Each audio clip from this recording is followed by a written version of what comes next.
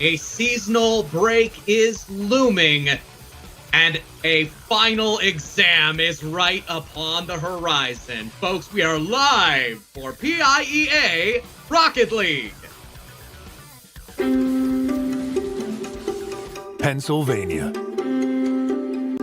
One of the original 13 states, known for the drafting of the Constitution and the Declaration of Independence, and the pinnacle Battle of Gettysburg. But today, Pennsylvania is writing a new chapter. From Lancaster, Philadelphia, Harrisburg, and more. Over 30 teams battled over the last 8 weeks to represent their school. The top 8 teams fought in the quarterfinals. And now, the final 4 remain. This is the PIEA Championship.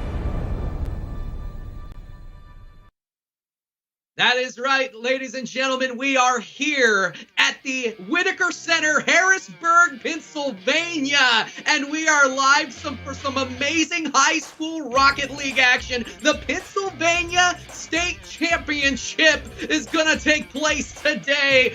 Pennsylvania Interscholastic Esports Association. My name is Ken Carmen. Kendo Slice alongside me, a longtime cohort, the Danger Taco. Taco, it's a pleasure to see you, my friend. It's always a pleasure to see you, and it's a pleasure to see all these students popping off at a perfect time. It's incredible to see how many quality games we've seen just over the past couple weeks, both across Rocket League and Overwatch, but now it all comes down to today. Absolutely, and it would behoove me to introduce you to our third member of the team today. That is our friend Bob Howard. Hello and welcome to the Whitaker Center for the Science and Arts in the state capital of Pennsylvania, Harrisburg. We are here for the 2021 PIEA Fall Championships. My name's Bob Howard. It is day 2. Today, we're all about Rocket League. We have 4 teams who've taken part in a grueling 7-week regular season, a 16-team playoff to reach this point with the goal, gold. All the practice, all the sacrifice, all the challenges have led to this moment. Rocket League will be a best of 7, and no team plans to win second place. As Bob did mention, it's been a slew of Rocket League games throughout a regular season, 7 total weeks. The quarterfinals took place on December 9th, and 16 total teams cut themselves down to 4 remaining. That's right, we have a final 4. It's best of 7. It's a single elimination bracket, and only 2 teams are going to be able to take home part of a prize pool. 1 will take the lion's share, Taco. You gotta love the opportunity for high schoolers within the Pennsylvania state area to have their chance at it. Absolutely, and having been through the college experience, it's always nice to get a little bit of scholarship money, and thankfully we're going to be sending home first place with a 1,700 and then second place with that cool 800. So obviously getting that finals match, so important, and to be able to see the journey we're going to take to get there. Here is our 4-team single elimination bracket for today. It's going to start off with Garnet Valley and Avonworth, 2 teams I think that match up very well. But of course, not to be outdone, Kendo, we have Manheim Township at the bottom against North Catholic. My goodness, Taco. And let's talk a little bit about this Garden Valley High School squad against the Antelope of Avonworth. The Jags have looked nigh undefeatable all season long. In fact, they still have not lost a single game in any of the series that they have played. The Antelope, though, they were in the Commonwealth Division going up against your previous champion, that is the North Catholic Trojans, who are also in this Final 4. So they have already been through staunch competition. They have had to go up against some of the best in the state, and they are going to be more than willing to go up against a favored Jaguars team from Garnet Valley. Yeah, and certainly if you are on the side of Avonworth, you have the skill and you have the cohesion. The thing I was impressed by is how every single player was getting involved with each other. They were all popping off at the exact right moment. But speaking of popping off, I think Garnet Valley has talent to spare, and I think the player at the center of that will be Sky. They were scoring so early and often in every game. They are such a handful for any defense. Taco, I'm excited. I hope you're excited. It's Garnet Valley. It's Avonworth High. They are on the pitch and we are underway. A best of 7, the semifinals. One team of these two is going to go home with nothing, an experience. The other one will be playing for the lion's share of $2,500 in money. Speak of money, it's E-Money. E-Money taking advantage of some great positioning that they set themselves up with. It comes off the pressure. Gum God's in the mix. Clear can't get to the corner, and instead Ricochet is right in the middle and teed up for a nice opener 26 seconds in. Oh my, again, Garnet Valley has been so good throughout. Sky definitely someone to watch out for, but E-Money and Gum God each very good in their own right, have done quite a bit of work. And as you mentioned, Garnet Valley, what separates the best from the rest seems to be their ability to play as a team. So far, Garnet Valley have shown us something, that they want to contend with the best of the best. And you're looking at the other side, what North Catholic's been able to do. They're in the same spot that they were here last season with an opportunity to defend their championship. Garnet Valley want every bit of that, as they have a large amount of opportunity here in the offensive zone. Shot towards the net will be saved by Zephyrus. They have Avonworth on the back foot. And Avonworth, it will do well to be able to keep their goal line clear, which is not going to be an easy feat if this early pressure is any indication. They are relentless, Garnet Valley, on these movements and these shots. If not for slightly lacking that accuracy, could be an ugly game. So I need to see what they do with breakout chances like that. Gum God will say no to that and will be able to reject it to the corner yet again. We're going to be looking for Kiwi. Hayama Kiwi was so good in the series against Bishop McDevitt in the quarterfinals. Looking at individual players here, Stingy Bay has done quite a few notable shots, especially in the highlights each and every week that I've had the opportunity to cover. So Avonworth, they're finally pushing forward, a chance for a shot on, but Sky is there early and often. So far, Avonworth, they've done quite a bit defensively. A lot of teams have fallen early to Garnet Valley. Right now, the Antelope, they're standing their ground. They can't be happy with how things are going, but they can be at least somewhat comforted that they're doing a bit better. But of course, any defense being tested repeatedly will inevitably have some cracks. Stingy Bay trying to get involved, and that's what great pressure does on offense. Garnet Valley's constantly putting them under a lot of stress, and eventually you start getting those weird double commits. 2-0 though, nothing to be too concerned about, especially with half the game remaining and potentially half the lead right off the kickoff. I am a Kiwi, strikes through the middle. Kiwi taking full advantage, and that was a little bit of a weak rotation off the kickoff. E-Money not there to defend the net. Avonworth will take advantage, and as you said, we are cut in half. Avonworth with first blood, or their first crack of the ice. First blood would not be the proper term there. Finally, though, able to break the ice, and hopefully they'll be able to get some of those jitters, the on-stream jitters. I know playing live, it's quite the experience, Taco. Oh, absolutely. And as players, it's something you really have to handle well, because so often, as we've seen in LANs at all levels of experience, you do have teams that come out and don't play the same in a live environment, because you know there's eyes physically on you as you're playing. You have us in the booth, but it seems like for the most part, I haven't seen too many really blatant mistakes, even in the quarterfinals when we've been watching these teams play. It's all about execution at this point, and both these teams are giving us a very competitive game, number one, just as we had hoped after seeing both these teams getting a fairly clean run up until this point. But with 90 seconds remaining, clean is not what really Avonworth needs to rely on. They need something brutal, something quick, because they're running out of time to equalize. Yeah, they're doing a great job of getting the ball out of harm's way. The problem is they haven't been able to keep possession of the ball for very long, and we're seeing time and time again that ball finding its way right to the corner. They get away with one here. Zephyrus able to keep the save, and the ball out. This might go all the way back to goal swing, and the Antelope tie us. Seduces Wild. There's few things I fear more in this world than Sky uncontested on a shot in front of my box, but fortunately the fourth defender gets their back, and the rotation for Garnet Valley not there on the counter. Great patience to be able to show off that open net acumen, be able to equalize just in time. Great performance by Avonworth, and now it's anybody's game. Just shows you how quickly the tides can turn in the game of Rocket League. One overcommit can easily be punished back the other way, and despite the fact that the ball spent so long in the offensive zone for the Jaguars, it's the Antelope who come out with the goal. Here comes E-Money, side to side, end to end.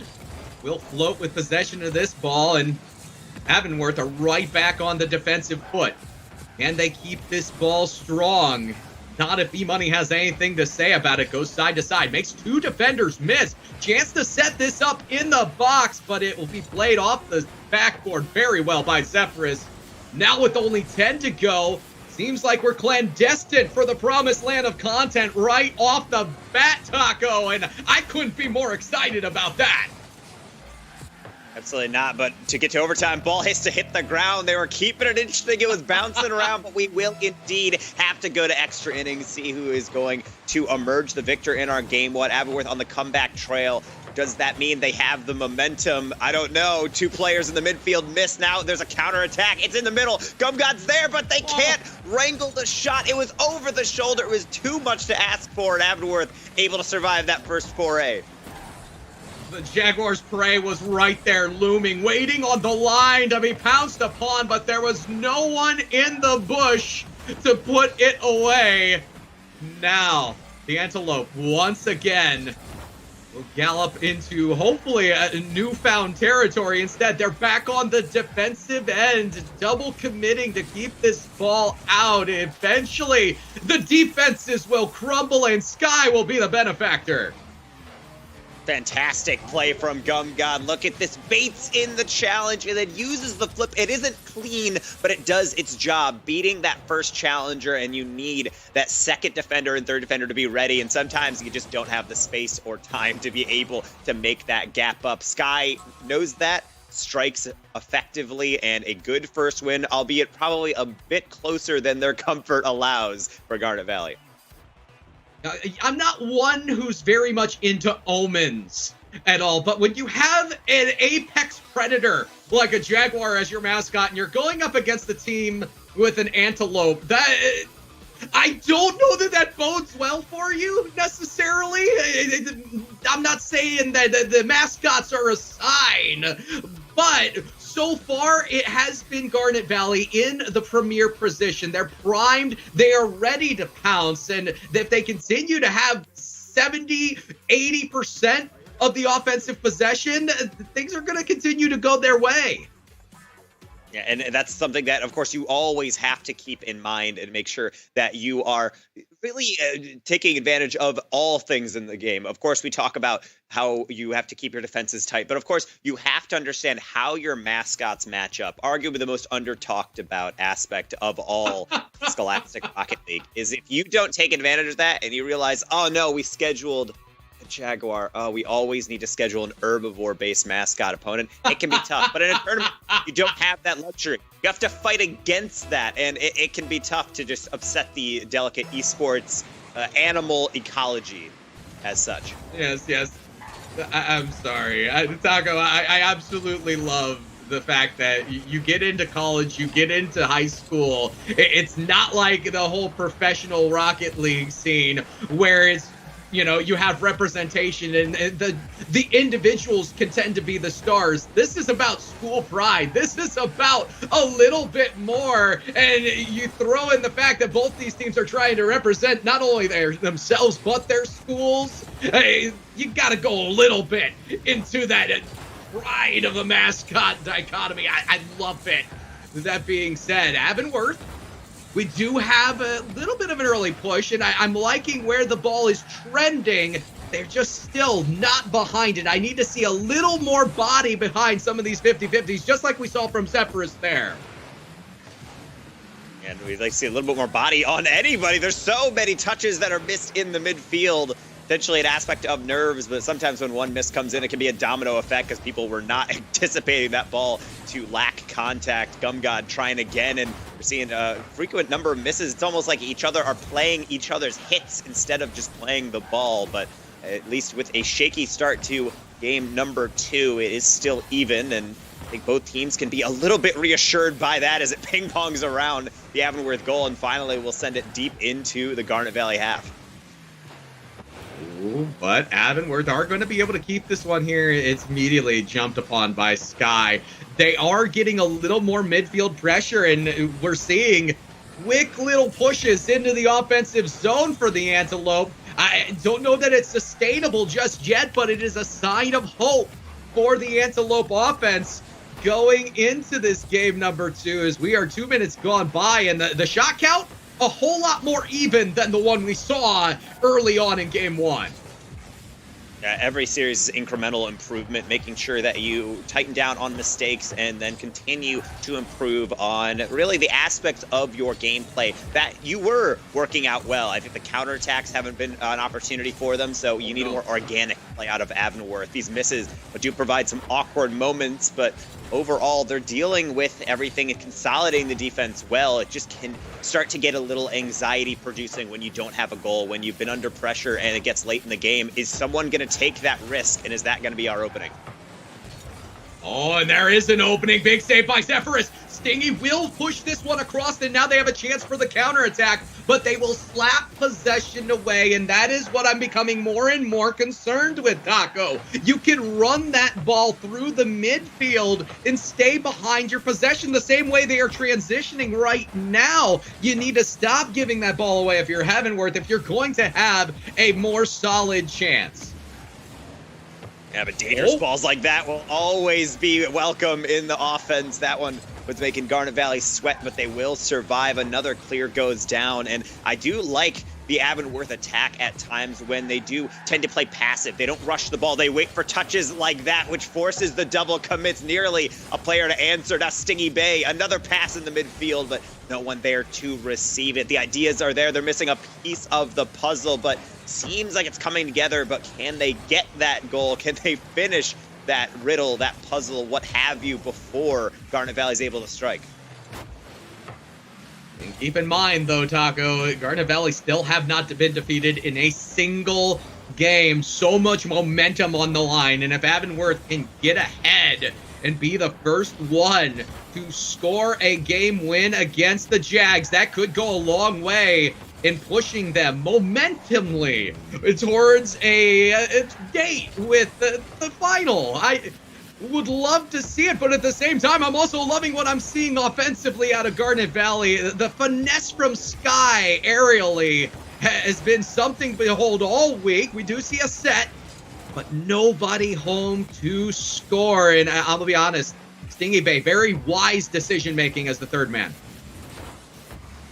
You always got to watch Sky in the thick of things, going for the air dribble, producing a double commit shot on target, but Zephyrus is there again to the sideline. To be honest, one thing that I think Avonworth is succeeding with very well is they don't crumble under the pressure from Garnet Valley. They're not just throwing the ball away. They're willing to keep it close, pray for 50s and these close challenges. And I think it's throwing Garnet Valley off because this is a team that capitalizes on striking fear into the hearts of their enemy. And when that enemy is really calm in the face of that pressure, it can be tough, but not completely invulnerable. That last second dribble, Sky, they're going to take one more crack at it before we head to another overtime. A lot of commotion in the corner, but not so much in front of the goal. It will ricochet around. It'll hit off of a lot of players, but inevitably we're going to have to yet again add some seconds to the clock. Felt like I was watching pinball there for a moment, and it may just be we'll find a wizard here in the overtime, able to find those ricochets, and they will! It's Zephyrus from the distance, the goal, and Avonworth have one! You can't call it a counterattack, you can't call it pretty, but they all count the same. Zephyrus with a brilliant challenge, getting every single pixel of that ball, and Avonworth doing what so many have attempted in the past and have come just short. They have taken a game off Garnet Valley, and this series is truly anybody's.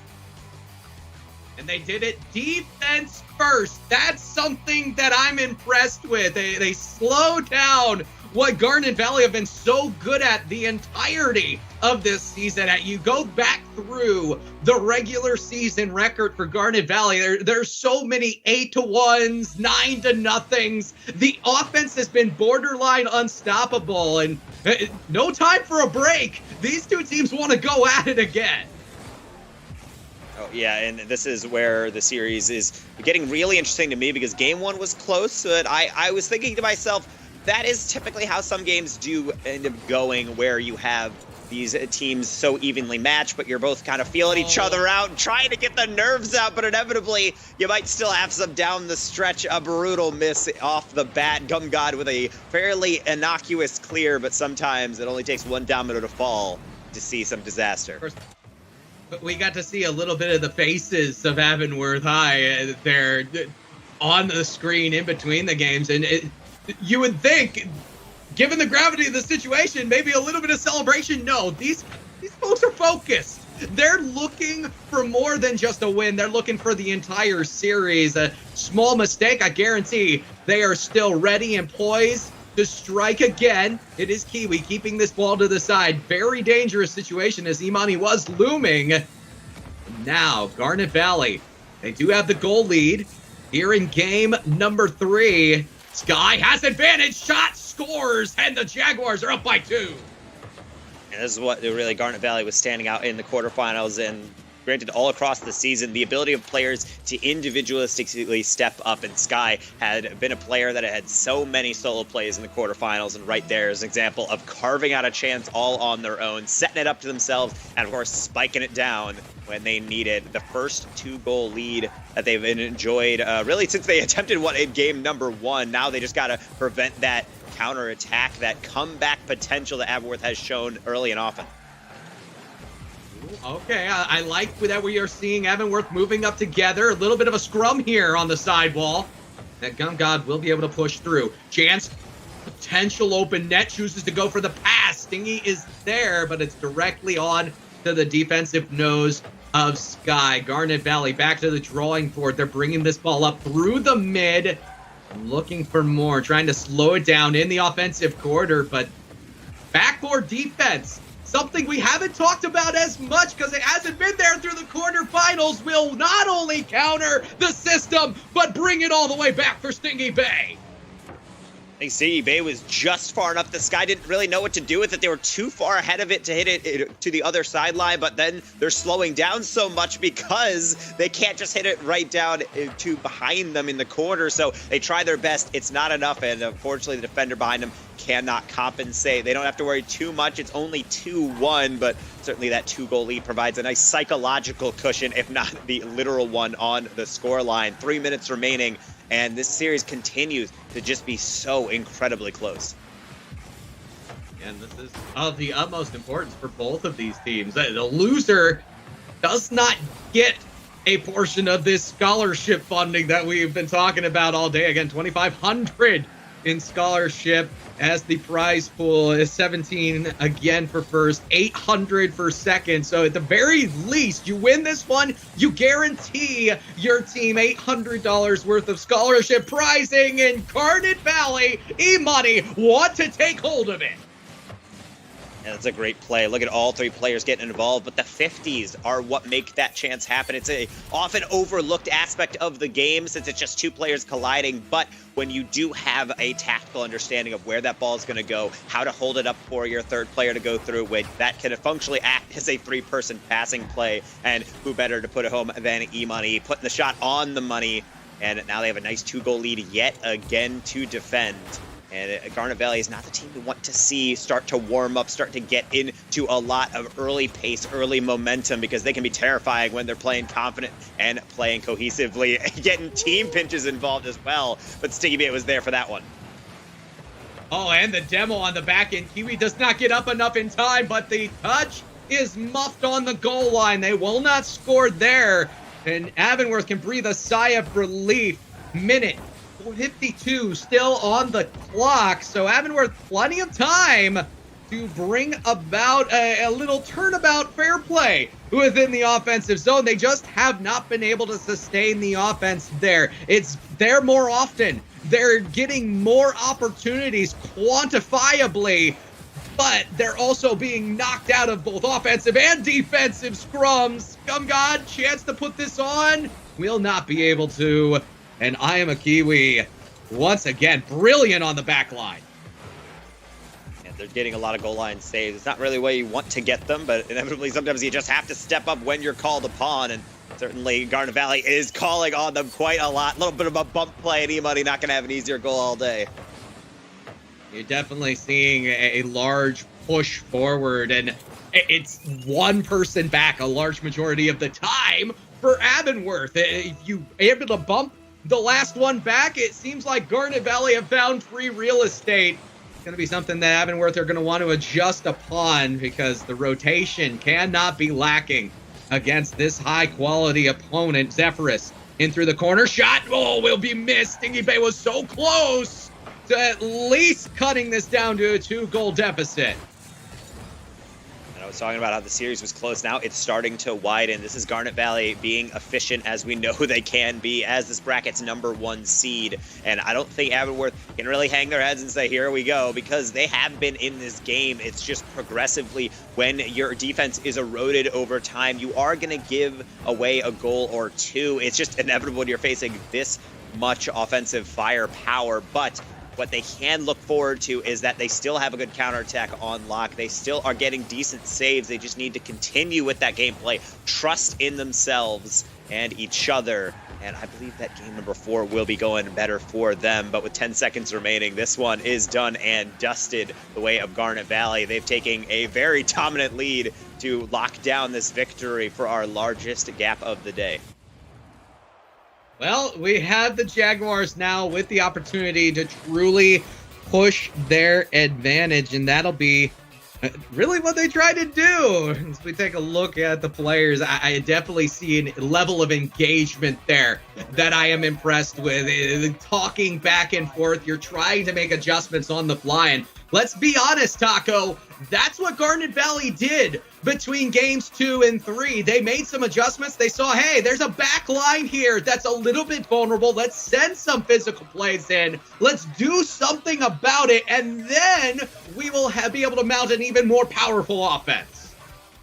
Absolutely. There's two approaches you can take when you think the defense looks a bit unstable. You can sit back, wait for them to pop the ball out to you, or you can get right into a scrum and force them into even worse mistakes by demoing them away, getting close 50s, and forcing them to rotate closer and closer. It locks down options. It provides a lot of room for you to maneuver within. And I think Garnet Valley is doing a good job of staying fluid, mercurial on offense, always throwing something new at him. How about this from Sky? Oh, no! Solo play. Oh, God, going to put the dagger in. We call this a series of unfortunate events. Credit to Gumgod, gets it right there in the midst of everyone on the Avonworth defense. But the Avonworth defense moving towards the goal. It ends up being an own goal to finalize it all the way down. Gumgod's going to take those every single time. So Garnet Valley, again, the early advantage. Do we have a quick answer? Not quite. Stingy Bay, again, right there. The precipice, quarter of a second away from a goal. Yeah, but Garnet Valley got a bit too eager on their counterattack. They almost got countered just by getting a clear over top. Stingy Bay was not able to read that bounce as one of the most difficult ones in the entire game, going right off of really where the ceiling meets the back wall. So they are at least still within one, and Garnet Valley has been somewhat stretched out here on the rotation. Very deep movements, and if not for the lack of boost, it would have looked bad for them, but instead E-Money bounces that perfectly into the top corner. My goodness, they are taking advantage wherever they can, and more often, those loose balls that have essentially been Avonworth trying to push the ball forward, they're being punished upon. Garnet Valley are getting the read and the jump on them more often. It's something that Avonworth now need to make an adjustment upon. I believe we talked about this in the previous stream during the quarterfinals. Great teams are able to make adjustments, and right now, Garnet Valley's not only made one, they're pushing their advantage further. Yeah, notice how Avonworth, they're neck and neck in game 1 and 2. We start to see some separation in game number 3, and Garnet Valley, like any good students, they're analytical. They can be able to be introspective and say, okay, what are we doing wrong? But also analyze the other side. Look at what the defense is giving them. If they're sitting back, if they're willing to give us space, let's take it. Force those close 50s. Use our solo mechanics that we've gotten really all the way to this point, all this stage because of, and inevitably things are gonna happen, maybe not as straightforwardly as this. Gum God just sending a prayer deep, and that one will find its way through. The paper thinnest of margins off of that corner wall. You don't see that very often, and it was well defended, just a miss. It's hard to read those bounces. The defender close, but no cigar. Stingy Bay's gonna bring it back though, so that's still a 3-goal deficit and plenty of time to make changes. It's one of the beautiful things about Rocket League is that as soon as you get scored on, it's almost like you have an immediate set piece to be able to change that. The kickoff, the immediate sense of saying, no, here's a little momentum just as a treat for staying in this game. And now they can try to work with it yet again. Stevie not going to have the same success. E-Money will top it off. Then Gum God will try to go for a double tap. Sky, they're out for blood. They just went immediately for yet another goal. And that's actually a Garnet Valley staple, I would say, of really any top team always being ferocious, always being hungry. The job is not done until the game is over, and they're going to get all the goals, all the demos they can get in those 5 minutes provided. One other stat that I'm keeping track of throughout, Taco, that is the second kickoff goal for the 5 goals that Avonworth have, 2 of them coming off of the kickoff. So that may be a game changer for them if they can continue to evolve what they are doing in the face-off circle. Let's see here, Kiwi off of the corner wall, ends up trapping it down, but they are going to maintain possession. E-Money does get the clear out, but it's an opportunity for Kiwi to not only get behind this, but get under it as well. Trapped down, ends up pinching hard off the side. It could have been really good, Taco, if they would have put that center. Well, it's the exact problem is that sometimes with boost management, it comes in all facets of the game. It's midfield pressure, it's defense, and sometimes it's offense. Kiwi actually takes the exact perfect line to that. They get to the ball, lean away from it, but because they can't have the boost to get above it, it pinches up and out instead of straight down across the goal line. And it's tiny things like that on offense that can be frustrating. And I think it's added up to a game in which Garnet Valley's been able to pull away, not necessarily because they've been, I would say, the ones that are completely monopolizing offense in this game. It's not like Avonworth is helpless. It's just that when the opportunities do come up, they need to be taken, and instead they're met with Garnet Valley defense or with the backboard on the misses. Yet another one goes by the wayside, and with 80 seconds remaining, now you need to be near perfect to be able to bring this to at least an overtime. My favorite way to read Rocket League is a lot like a mixed martial arts match. Right now, you're seeing Avonworth. They feel like they are trying to press their attack. They are not frantic, but the sense of desperation is definitely there. Whereas Garnet Valley just see cool, they calm, they're collected, and they are looking for opportunities to judo flip the antelopes on their head. Absolutely, and not a judo flip, but it's a beautiful delayed flick just to get enough around it. And that's just a taste of what Sky can provide. They started off the scoring with a nice solo play to work in Gum God into the rotation, getting some dunks, getting some pinball, whatever you want to call it, for the goal. But ever since then, this is the Garnet Valley I think that we were expecting, but more importantly, that Avonworth most likely feared coming into this match. It's a nice thing to have confidence to start off the series, but now that everyone's warmed up, the nerves have somewhat quelled, and you have some adrenaline coursing through your veins, you need to show up all the way through these 5 minutes and make sure you mitigate any mistakes. And right now, Garnet Valley, they look nigh untouchable when they're playing this fast and this consistent. Yeah, that's the team that they've been talking about. If I remember some of the conversations I had with my high school basketball coach back in the day, that's the team they've been talking about. It's a pretty dangerous squad here from Garden Valley, and they have shown themselves twice to be victorious. Now they are on match point. An opportunity in the finals on the line. 5-1, 4-1, and for Avonworth. Yes, you're there. You've been able to get much better pressure, but you're going to have to do a little bit more than just put the ball towards the net. A misdirection, a redirect, something to detract from the defense to catch them off guard will go a very long way. And the crazy thing is that when you look at the statistics, it is not a massive gap of shots. It's just the quality of the shot coming through from the side of Garnet Valley is just that much a bit higher. And with 5 minutes on the clock, we are down to, of course, match point, and you no longer just have the benefit of saying, it's okay, we have some games to give. There is no more times or no more lives left. You need to win out in order to get this series Avonworth. I think they're up to the task. It's whether or not they can steady the ship and be able to correct for those offensive missteps. Maybe off the bat, throwing something deep to Zephyrus, but a bit out of their reach. Oh my, and here comes Sky. We've seen so many a dangerous play be quelled once again here by I Am a Kiwi. Defense on the back line. Kiwi is there again, but feels backflip. That's on the line. It's Gumgod. Gonna get credit for the goal. And I Am a Kiwi, they were in one of the most frustrating positions in all of Rocket League, having a backboard clear, but maybe being just 0.1 of a boost away from touching it. They could not get that contact. They flailed as they might, just trying to get anything in the way, but sometimes the planets do not align and you're not able to pull yourself out of the spiral. That is 1-0 to Garnet Valley, and now that they have that first step, this is so crucial. I think the second goal is going to determine a lot of how this game is going to go. Will we see an equalizer, or is Garnet Valley going to continue to roll as they have been the past few games? I do like the play from Zephyrus, and I question the secondary one.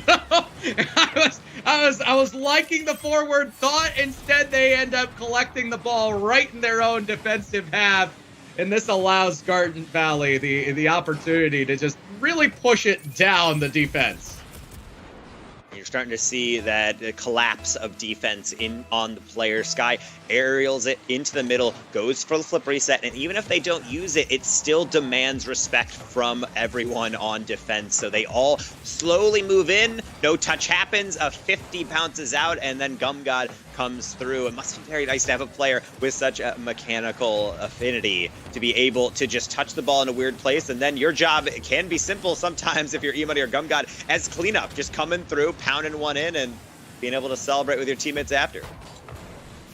The Jags are on the hunt, and 3 minutes, 10 seconds away from Grand Finals glory. This will be a ball dropped off the top for Kiwi. Sky gets it to E-Money, shot towards the net, scores, and Garnet Valley now 3-goal advantage. And it's just getting more and more straightforward for them. They just throw it high off the backboard, knowing that no one really on Avonworth rather has the boost to be able to get to that. It's nice awareness of where your opponents are and being able to put it in the exact position that will cause maximum panic. I'll be honest, Taco. For me, I've already got you in a trap right there. I have a street nearby me that is Avondale, so I keep going back to it. My crutch street just down the road. But Avonworth, the Antelope, at this point, the work's cut out for them. We're approaching halftime, down by 3 and down by 2 games, and you're still seeing the quick shouts into the offensive zone. Just has it's got to be a sustained offense. It literally has to be. We've seen Garnet Valley sometimes backflipping to keep that ball in the offensive zone just a little bit longer, and it's going to go the distance as far as maintaining the possession and maintaining the time of said possession. Sky almost gets the touchdown. E-Money is there. Here's Gumgod working around the ball. Gets through 1, gets through 2, but Zephyrus is there to at least quell this to the corner. Garnet Valley not going away. Double tap will not go through for Sky. Zephyrus keeping it close right there is actually a return to form that I wanted to see earlier on. Is that the hardest thing to do, I would argue, in competitive Rocket League is learn how to modulate your pressure, being able to push the ball forward, and then when the time is right, step back, get boost, regain that rotational understanding, that cohesion. And I think right now, Avonworth just does not know how to do it because they're constantly getting met with pressure in their face. Gumgod immediately there for a miss in Sky. It's like they just can't miss from there. Oh no, it goes from bad to worse for the Antelope. They have done so well to get themselves into this position, and now it's only 80 seconds and a 4-goal deficit that they need to overcome to keep this series going. Jaguars, so constant in the offensive zone. Here, Stinky Base shot will be just off. No, the Antelope.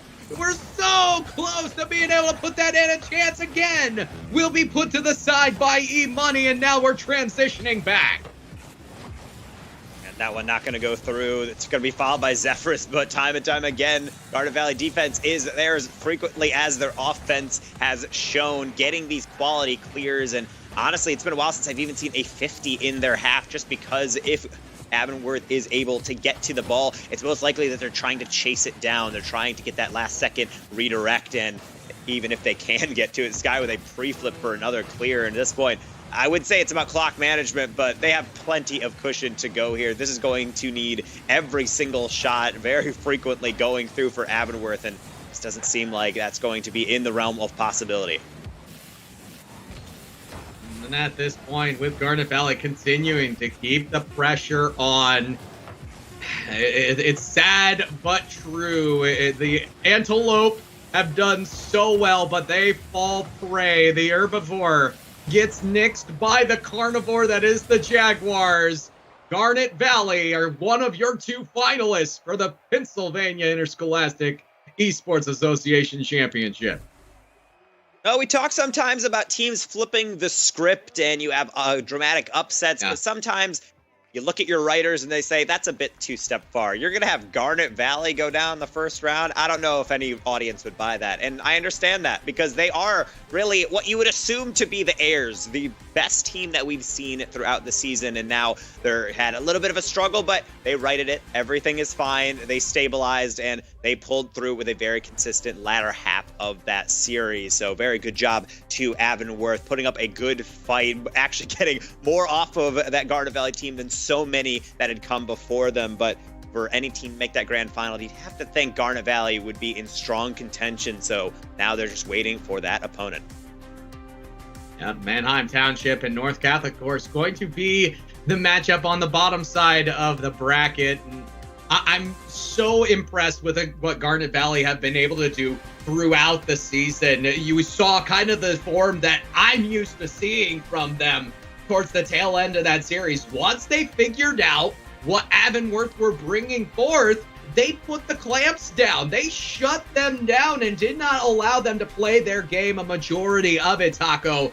Those are the types of adjustments that champions make. And you throw in the fact that this team's not playing with that the mentality of, oh, we got to defend our perfect record. No, all that pressure is gone now. You can just go in, do business, and look to try to take home a Pennsylvania state championship. And so much of that also, just going back to the play style, is in games 1 and 2. One thing that I had brought up earlier was that you had seen Avonworth a willingness to play possession, and almost these deep rotations from Garnet Valley were really focused around just saying, oh, we're so used to teams kind of panicking, they'll just send it deep to us. And then once they realized that that's not really a strategy they can take, they started to feel like, hey, why don't we push the defensive line up to midfield, start to amp up the pressure a little bit and see what happens. And what did happen is Avonworth was not able to consistently take those clean 50s, get that pressure gone, be able to get the boost, to be able to be in at least stable condition. And I think once they found that, they dialed in the perfect settings. we started to see Garnet Valley come alive. Then that was the team we really expected from the start. There was no more struggling. There was no more neck and neck. It was all about just waiting for the opportunity and striking with really clinical efficiency down the stretch. It was weird to see 1-goal games in the beginning, but down in 3, 4, 5, when the scoreline started to open up, Garnet Valley, I think, was really coming into their own.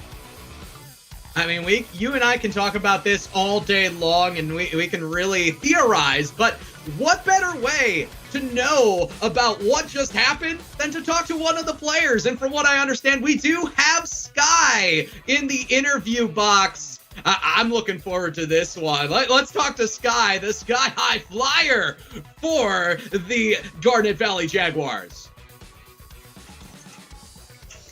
Hey, welcome in, Sky. How you feeling after that game now that you're into that grand final, something you guys have been working for all season? It feels really great, you know. It's amazing after so long of playing, and we didn't go undefeated for no reason. So I just really want to thank my teammates and Mr. Nguyen, who's really helped us get to where we are. The smart player, thanking the teammates and the administration off the bat. Good job for that. But I do want to rewind a little bit. You guys have had such a fantastic season, and within that series, we had talked on the broadcast about it. And not necessarily struggling in the first 2 games, but you looked a little bit shaky. Was that just trying to figure out the defense, or was that warm-ups? Take us through your mindsets, what the comms were like in those first 2 games. We just try to stay positive. It's all about, we're a little bit nervous coming out here. I've never really played on land before, don't have a lot of experience, so being able to go into those first 2 games and really play kind of our game. We didn't really for the first 2 games, but after that, I think we settled in a little bit, and I think we're ready to go now. So. And of course, when we say ready to go, we're talking about that grand final. There's so much on the line. And I would argue that you could be considered the favorites for that event. But as you going along the season, collecting all those victories, dropping so many teams out, so much as dropping those single games, do you feel like that pressure built on you, or did you take pride in that? You're representing your school and being able to be fueled by that, because some teams, I feel like, kind of crumble underneath it. How did you guys deal with all of that as that storyline began to form? We just stay positive. There's not really much else. We just, we have a really good team chemistry. I think my teammates for that. We like to make fun of each other, have a little bit of fun. Someone misses something, it's not a big deal, Just get it back, go and regain. So. It's lovely to see. And of course, so many pro teams and all these high-level coaches say the teams that are having fun tend to play the best in a LAN environment. So I understand you're nervous, but Sure. Great job. Best of luck in the finals, and we'll be seeing you then. Thank you. So, gotta love a little bit of perspective there from Sky, having fun and taking names in the process. And the Garnet Valley Jaguars are going to have a firm hold. They will not walk away without at least having that $800 worth of absolute amazing scholarship money and of the $2,500 in scholarship pricing. It's amazing to think, Taco, that young people have the opportunity to play for their future. And that's what esports is all about. But we have more, folks, on the way. It's going to be the Mannheim Township Blue Streaks. They're going to be going up against the defending state champions, North Catholic Trojans Scarlet. You don't want to go away. We will be right back.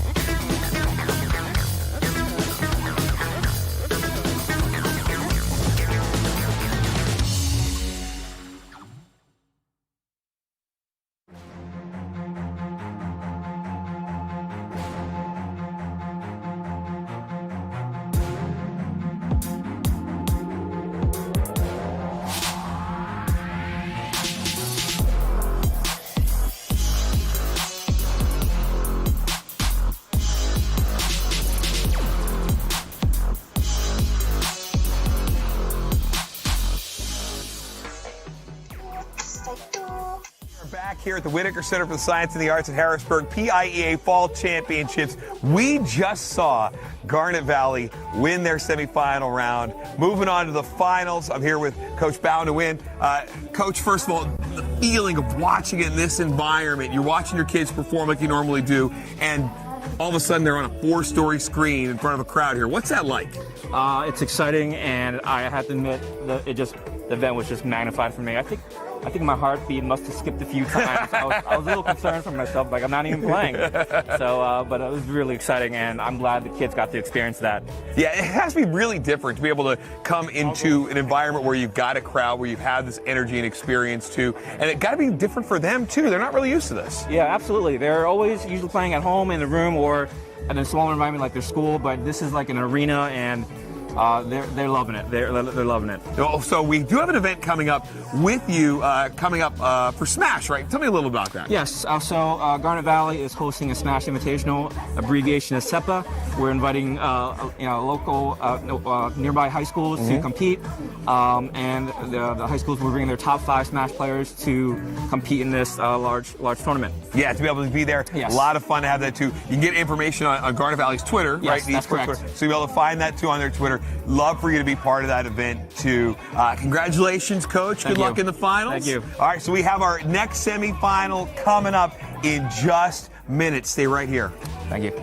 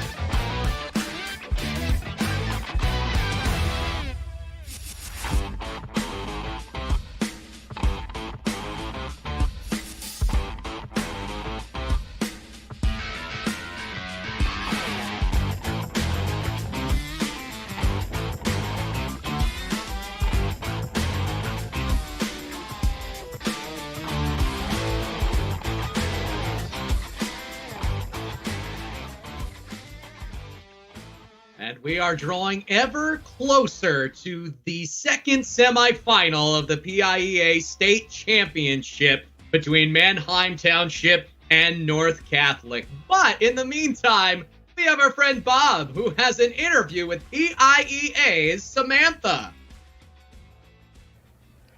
Hi guys, welcome back to the Whitaker Center for the Science and Arts. We're getting set for day 2 of the PIEA Fall Championships. I'm joined by Samantha Bickle, who is the Executive Director of PIEA. Samantha, one of the coolest parts about this has to be bringing in schools, teams, players from all across Pennsylvania to this one big culminating championship event. What's that like? What's the energy like when you get to talk to these teams and tell them this is your goal? The excitement is unreal from them, honestly. All the energy they bring in the crowd cheering on for even opposing teams. They're all just excited to be in these seats and see them playing up at the live screen. You'll see them sometimes turn around and check themselves out like, that's me, I'm on TV.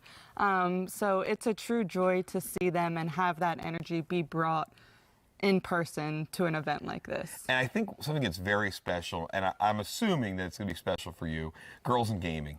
We see teams that aren't necessarily represented by a stereotype. We see girls in gaming here. When you look at the growth of gaming for women, this has to be inspiring to you to see some of these very talented teams bringing girls and actively participating and being strong players too. It's completely powerful, all of it. I remember being a young gamer, a young girl, and you get on and all you hear the whole time is, what is a girl doing here? You can't play, you can't do this. Yeah. And then you see someone on Overwatch like yesterday, Victoria Rose, she was killing it. She was doing her thing, and it just really shows that that stereotype is being squashed, and girls are gamers, and girls will be gamers continuing on forward from youth to high school into college to the professional league. It's bound to happen. There's no stereotype, there's no bridge that a woman can't cross, and it's definitely being shown and proven through the world of esports. And we're going to see it as well with Rocket League today. Day 2 championships events like this shine a light not only on the sport, but on the people in it. So Samantha, we're so excited to see somebody raise up that gold today too. That's got to be special when someone is named champion. I am jealous. I wish that I had this opportunity in high school, because I would have been on a team and I would have been doing what I could with my teammates to get that trophy raised in our school's name and bringing that bad boy home. There's a lot of practice, a lot of sacrifice, and so many challenges for these teams to make it here today. And finally, someone will be named champion. Samantha Bickle, the Executive Director for PIEA. Thanks for being here. We're almost set to go to gaming.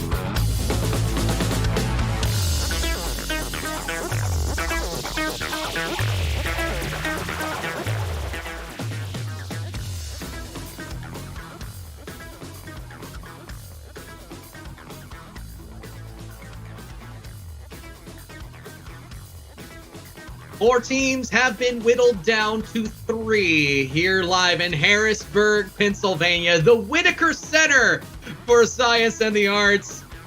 And we are going to be whittling them even closer now, down to 2. The semifinal number 2 going to be live on your screen. Ken Carmen, Kendo Slice here alongside the one and only Danger Taco. Mannheim Township, the Blue Streaks, fielding 2 different teams. The White Streaks were the other team, but the second Mannheim Township team are going up against the defending champion, the North Catholic Scarlet Trojans. And Taco, this is going to be an interesting one. Yeah, absolutely. And we talk about North Catholic being defending champions, and there's good reason for that. They're a storied program, and they're showing up again this tournament, getting all the way to the semifinals. I definitely think the work is cut out for Mannheim Township. But hey, they got 2 teams. They made their best possible odds of getting this far, and they do have a representative. Now it's just about showing up, playing your absolute best, because certainly as they were kind of waiting in the wings, watching that first semifinal, they got a taste of what it must feel like to play on a big stage, and now it is their turn.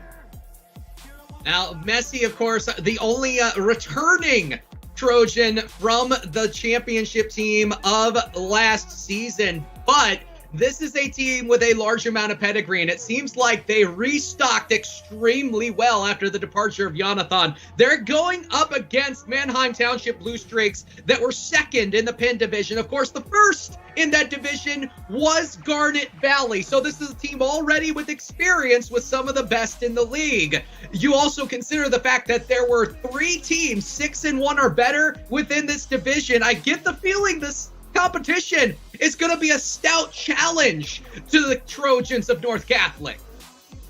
Yeah, North Catholic, of course, we talked about how big one player can be. On Garnet Valley, it was Sky, is somewhat the leading person to cause a lot of chaos, and MK2 Messi on the field, living up to the namesake, was putting in goal after goal, nigh unstoppable at times, it felt like. And now, when you look at Mannheim Township, Barter, Detroit, and Roble, all players that I think play equal part. And it's, again, a situation of which team's play style is going to work out. Very fast-paced, very pressure-oriented from the side of North Catholic. And Mannheim Township, they're going to be using that chemistry to see if they can break their way down through the defense to some goals and a series win. Of course, there's a little bit of depth for both of these teams. They've felt quite a few different iterations of their team, but the stars are the stars, and you're going to want to watch Messi as well as Roble and Barter. I do like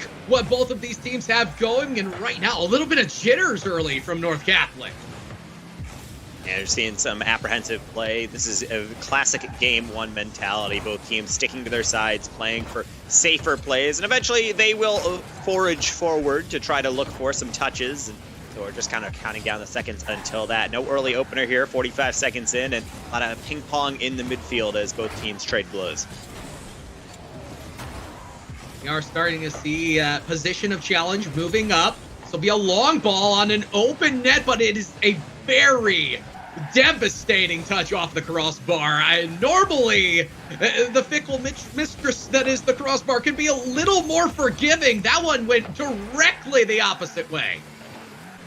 Yeah, and this is something that you always have to be wary of, is what is being brought out of the side of Mannheim Township. The long ball, just to remind the defense, you can't creep up too far or else we're going to chip it right over top of you. So a good mixture of that approach could certainly be something to throw this North Catholic side out, but at least for right now, seem to be handling it well, and maybe even more than that. That's a lot of boost for Messi to work with. Flip reset, but Robo smartly will challenge that before anything too disastrous can happen. There's a reason we mentioned Messi right off the top. Has a lot of handle over situations. Detroit, however, equal to the task. Going to bring this the opposite way from one end to the other. The defense was there. Did not matter. Detroit, the first blood of the semifinal.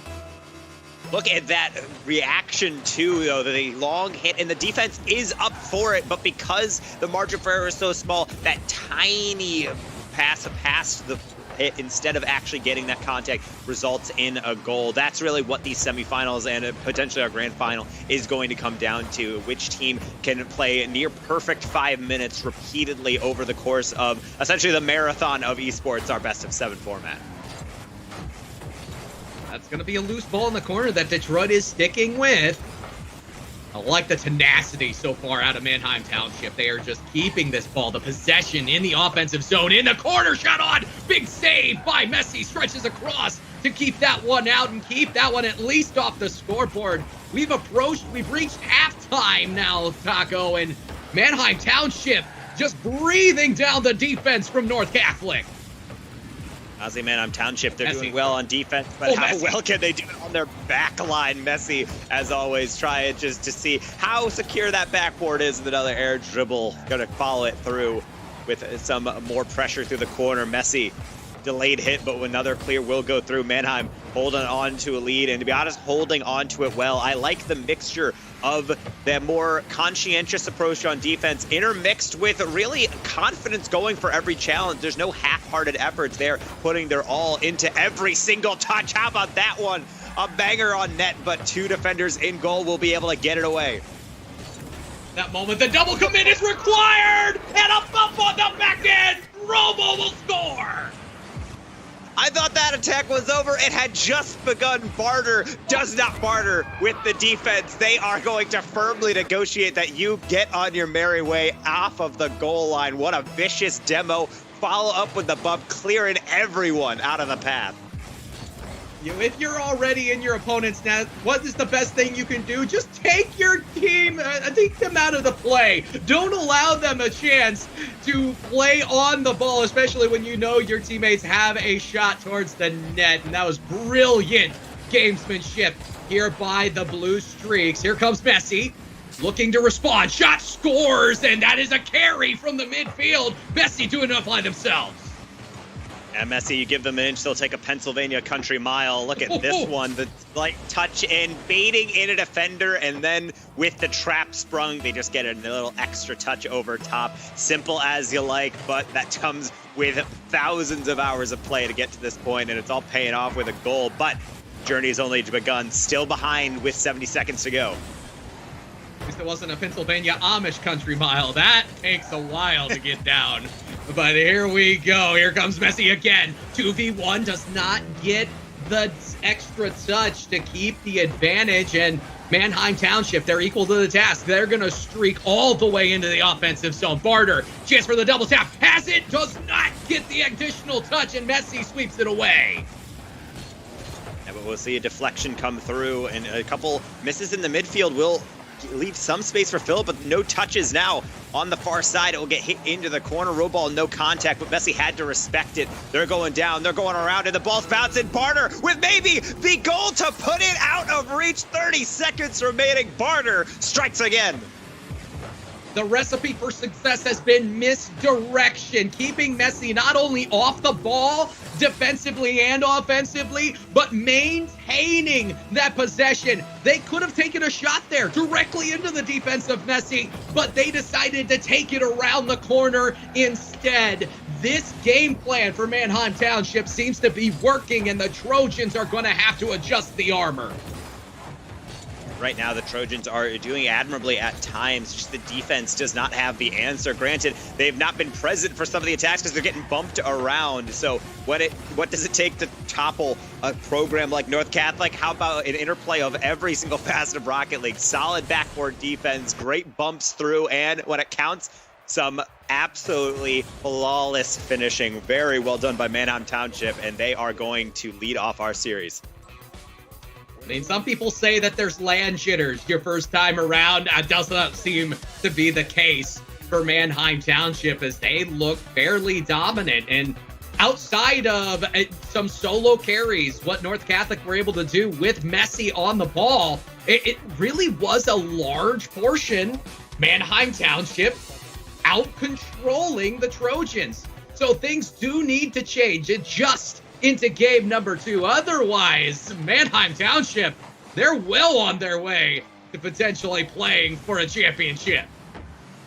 Yeah, I mean, I tried to analyze game number 1, saying, well, that's just what game 1s are like. Oh. There's have some jitters. Oh. How about from Messi? There's no jitters at all. Again, gets the chance and does not miss with it. It makes Detroit miss in the process. Brilliant stuff, and this is what Messi's been doing all season, for the last 2 seasons, really. Messi is a brilliant control artist when it comes down to it. I'm pretty sure I faced Messi in a couple of my flat 4-1s lobbies, if you know what I mean, Taco. The ones where I just get freestyled on the entire time. That is how talented we are talking with Messi. Oh my. Detroit not able to wrap around that, but Barter, they're not done yet. They're going to chip one over defender. Phil trying to get to it in time, and they will. That's why staggered defense can be so incredibly important, because when you do see that Manheim Township come through there with this cute touches to break down the defense, you better have someone backing you up. And right now, they do at least have that. Still a close game, but I think that's anything but what North Catholic wants. They want to be able to extend this lead, really put their flag into this series and say, yeah, game 1 might have been a little bit off, but we're here to play. This was a similar story of really what we expected from Garnet Valley, so maybe we're just waiting for the beast to awaken, or maybe Manheim Township truly just the even matchup we were looking for. There is no doubt that North Catholic have the star power, but right now it is all Messi in the offensive zone. They need to, as a team, move up and maybe work a pass in here or there. Yes, an individual player can take you a long way, but I don't know that you win a championship when all that your offense is Martu Messi flying through the air with the greatest of ease. That being said, the defensive rotation has found itself, and it is doing a much better job of maintaining some of those 50-50 challenges. This is giving Messi a whole lot more opportunity in the neutral and offensive zones. Yeah, and I really want to spell out and applaud Manheim Township that the reason why Messi has been the standout and why they're getting so much airtime from both you and I, Kendo, is that it's not necessarily that Flame Fox and Philip are struggling to be able to get these shots off. It's just that the defense has been so good from Manheim Township that it takes those solo mechanics that Messi puts on the table to break them down. So naturally, that's the player that's going to be on our lips. But here's a chance to make their statement. That's a shot straight down. And that is another save coming through. Still a very close game. Nothing to hang their heads about. They got half of this match number 2 to go. And I agree. It has been the Manheim Township defense that has been a true star on the blue side of the pitch. Not necessarily one individual, and I'm going to be honest, Taco, that's the way I like it. Everyone is playing their part. Everyone is doing their job, and right now they look like a well-oiled machine. Outside of that transition goal that Messi was able to get, North Catholic are still searching for offense. Here's Messi off the top bar and down, but no follow from Philip Anthony. Messi will turn around and do it all themselves. It's now 2-0. Messi putting on the gauntlet, saying, I'll do it myself. Turns right back around after there's no boost. And granted, that play is made in effect by Philip going for it. They don't get the touch, but the defense is expecting that. When it doesn't get touched, they're frozen because they realize they cannot close that gap in time. Great awareness by Messi, re-entering the play and finishing it off themselves. Almost a response there from Detroit, but the defense too stacked up. And we are starting to see a little bit more offense here, especially the breakout from the defensive zone of North Catholic. Messi sees an opportunity, seizes the day, and now it is a 3-goal lead. I have a bit of an answer to my question. Is North Catholic going to be able to awaken? Well, it also does help when you have a loose ball just chilling in the midfield. This is going to sniff that out. Even if they're not even looking at it, they can just sense it, I'm sure, with that predator instinct they've shown all week and weekend long. So far, it's game number 2, but they're already in prime form, 3-0 lead, and I think that's exactly what you need to buck yourself up after a rough game 1 loss and really get into the series with confidence. Well, confidence is what North Catholic are playing with. 70 seconds still to go, and they're looking for more. Messi around 2. Shot on, and Philip Anthony is on the board. The Trojans are on the march. And the Conqueror turns Provider. Look at this nice little setup. Baits in the first defender with the touch, and then they all have to do is just put it in the middle on a platter, and Philip will not miss from there. 4-0, 66 seconds, and this is just getting better and better and better from North Catholic. Even off the kickoff, look at that one. Ricochets right onto the backboard for Barter to deal with, and I would say if I'm looking at Mannheim, they look a bit shell-shocked. I don't think they expected suddenly this game to turn on its head. Game number 1 is history. Now you're into the meat of the series. You got to make sure you tighten up all these gaps on defense. They are able to test the goalie a little bit there, but the shots don't have the venom. It's going to get turned away again. At this point, if you're Mannheim Township, 1 goal could be the difference in changing your fortunes into Game 3. I think Game 2, it may as well be a loss at this point. It's going to be tough to come from behind 4 goals in under 25 seconds. But a single goal and a progression of the ball forward into the offensive zone show North Catholic that you are undaunted by the fact that, yeah, they can still do what they've done for now a season and a half. It will go a long way to boost the confidence and the morale.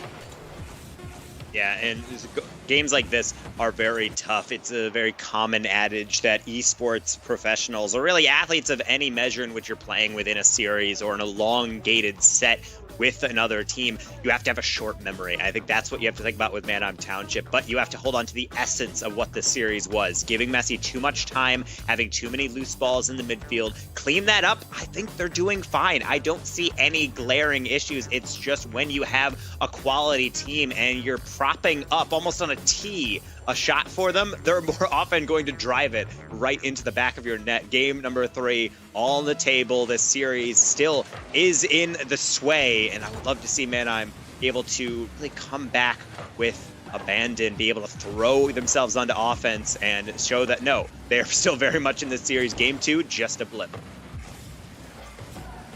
Well, now with the clean slate and a fresh 5 minutes, both teams with a chance to exude some confidence here.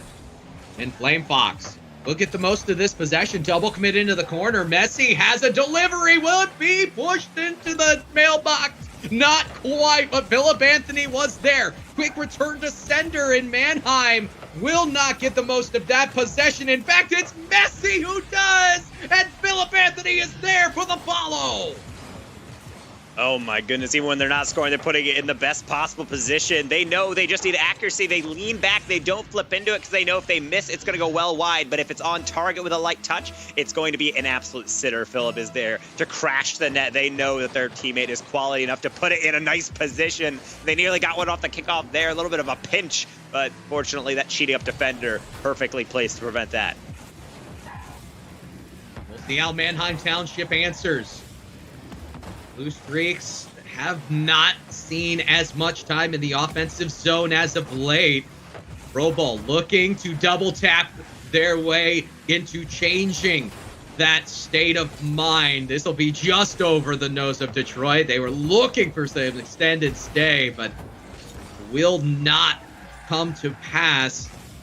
However, they do maintain possession here into the midfield, and Barter's going to chuck this one down. We'll see if they can keep this off the nose of Messi. That's a daunting task.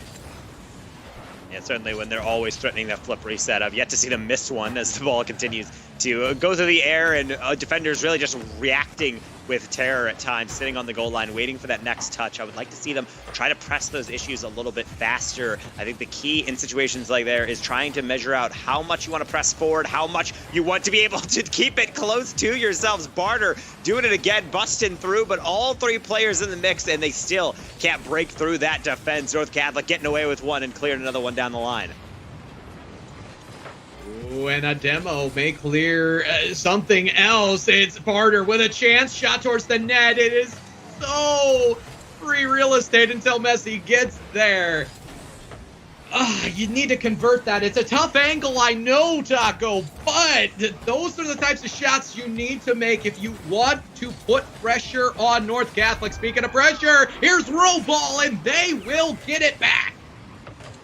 I don't think that's a player on the field. It's just a wall. Look at this. They get right in front and perfectly hit that right back. And there's nothing you can do. Messi is flailing. They know that there's someone in their face, but they can just try to flail, try to get something to the corner, and there's nothing that can be done except for just accept your fate. 1-1 right at the stroke of halftime. Now we're back to that even scoreline that I think we've all been craving. Oh, yeah. You gotta love the spirit of competition, and then you throw in the fact that it's interscholastic competition. We're seeing the adjustments. We're seeing players learning on the fly. Big demo here by Messi. May clear a slot for Flame Fox, but it'll be just wide. Detroit control through the midfield. The 50-50 once again completely stops the momentum that Mannheim Township would like to keep in the offensive zone. Everywhere they're going, they're met by a Trojan on the march and looking for blood. And the plays will continue to come out from Messi. Barter was not fully ready, but they got enough of a save. The double commit Roball with the credit. And now on the far side, can they do something on offense? A deflection across the goal. MK2 making it happen on defense as well. Barter, another one sent onto the backboard, and see Detroit try and slow things down. They're trying to change up where they pick their challenges. That one results in a double commit. They have to be careful. You're playing with fire, especially with this few amount of seconds remaining in this game before we're headed to an overtime. They have to survive that long to be able to get there.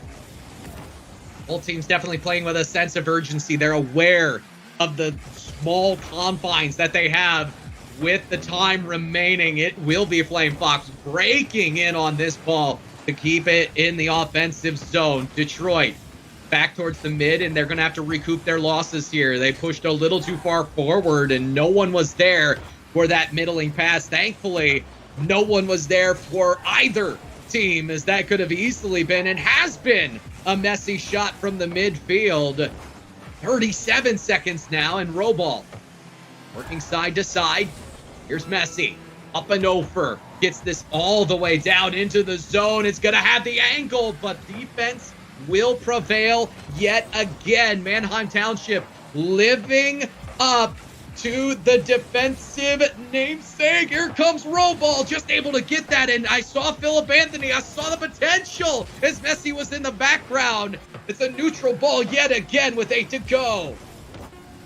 And they did their job. They played defense. Now can they get offense at the end? Do they have heroism in their veins? They're not going to even take the chance there. That ball will be spiked straight down by the defense. We do indeed have to turn to overtime to tear these two teams apart. And for me, I think Mannheim Township, they're just waiting for that one opportunity. They've had a look, them glancing kind of looks across the field at the goal, but nothing too substantial. Is overtime where they find the path through? They've definitely done a lot better at rotating defensively and keeping themselves in prime position. Now they have a great opportunity. Messi will sweep that one across at the very last moment. The trust for the team, Mannheim Township, with each other has been impeccable. The trust by Philip Anthony and Flame Fox and Messi to reach across for balls like that one. Oh my!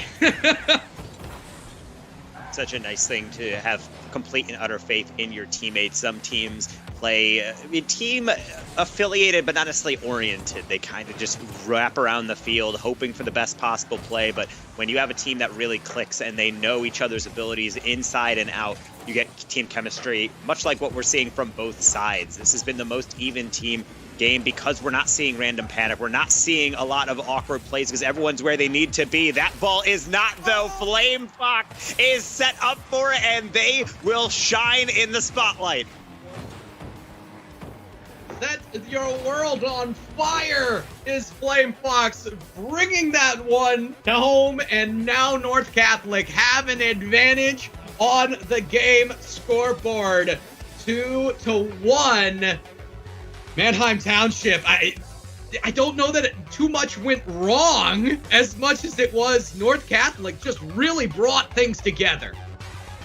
I mean, you look at the shot differential, it is just different by one individual shot. But when you think back to the pressure, you say it's mostly back and forth, but there was a lot of goal line saves from both sides. But North Catholic at the end just doing that little bit extra, being able to lob that ball high. And sometimes, even if the shot doesn't have pace, if you know the other team is low on boost, if you know the other team is really stacking the net, it means you could confuse them. You could toss it high, result in a double commit, and sometimes that overtime goal will happen. Teams are not able to clear it out in time, and then you need to be able to finish those opportunities. Credit to Flame Fox. They've been fairly quiet, but shooting 100%, if you're 100%, that first goal you get is the game winner, you've done spectacularly.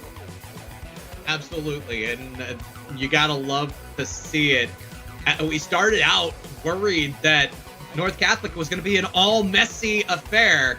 It's been nothing but team play in the offense ever since, and they have tallied 6 goals in the last 2 games compared to the 1 that we saw in game number 1.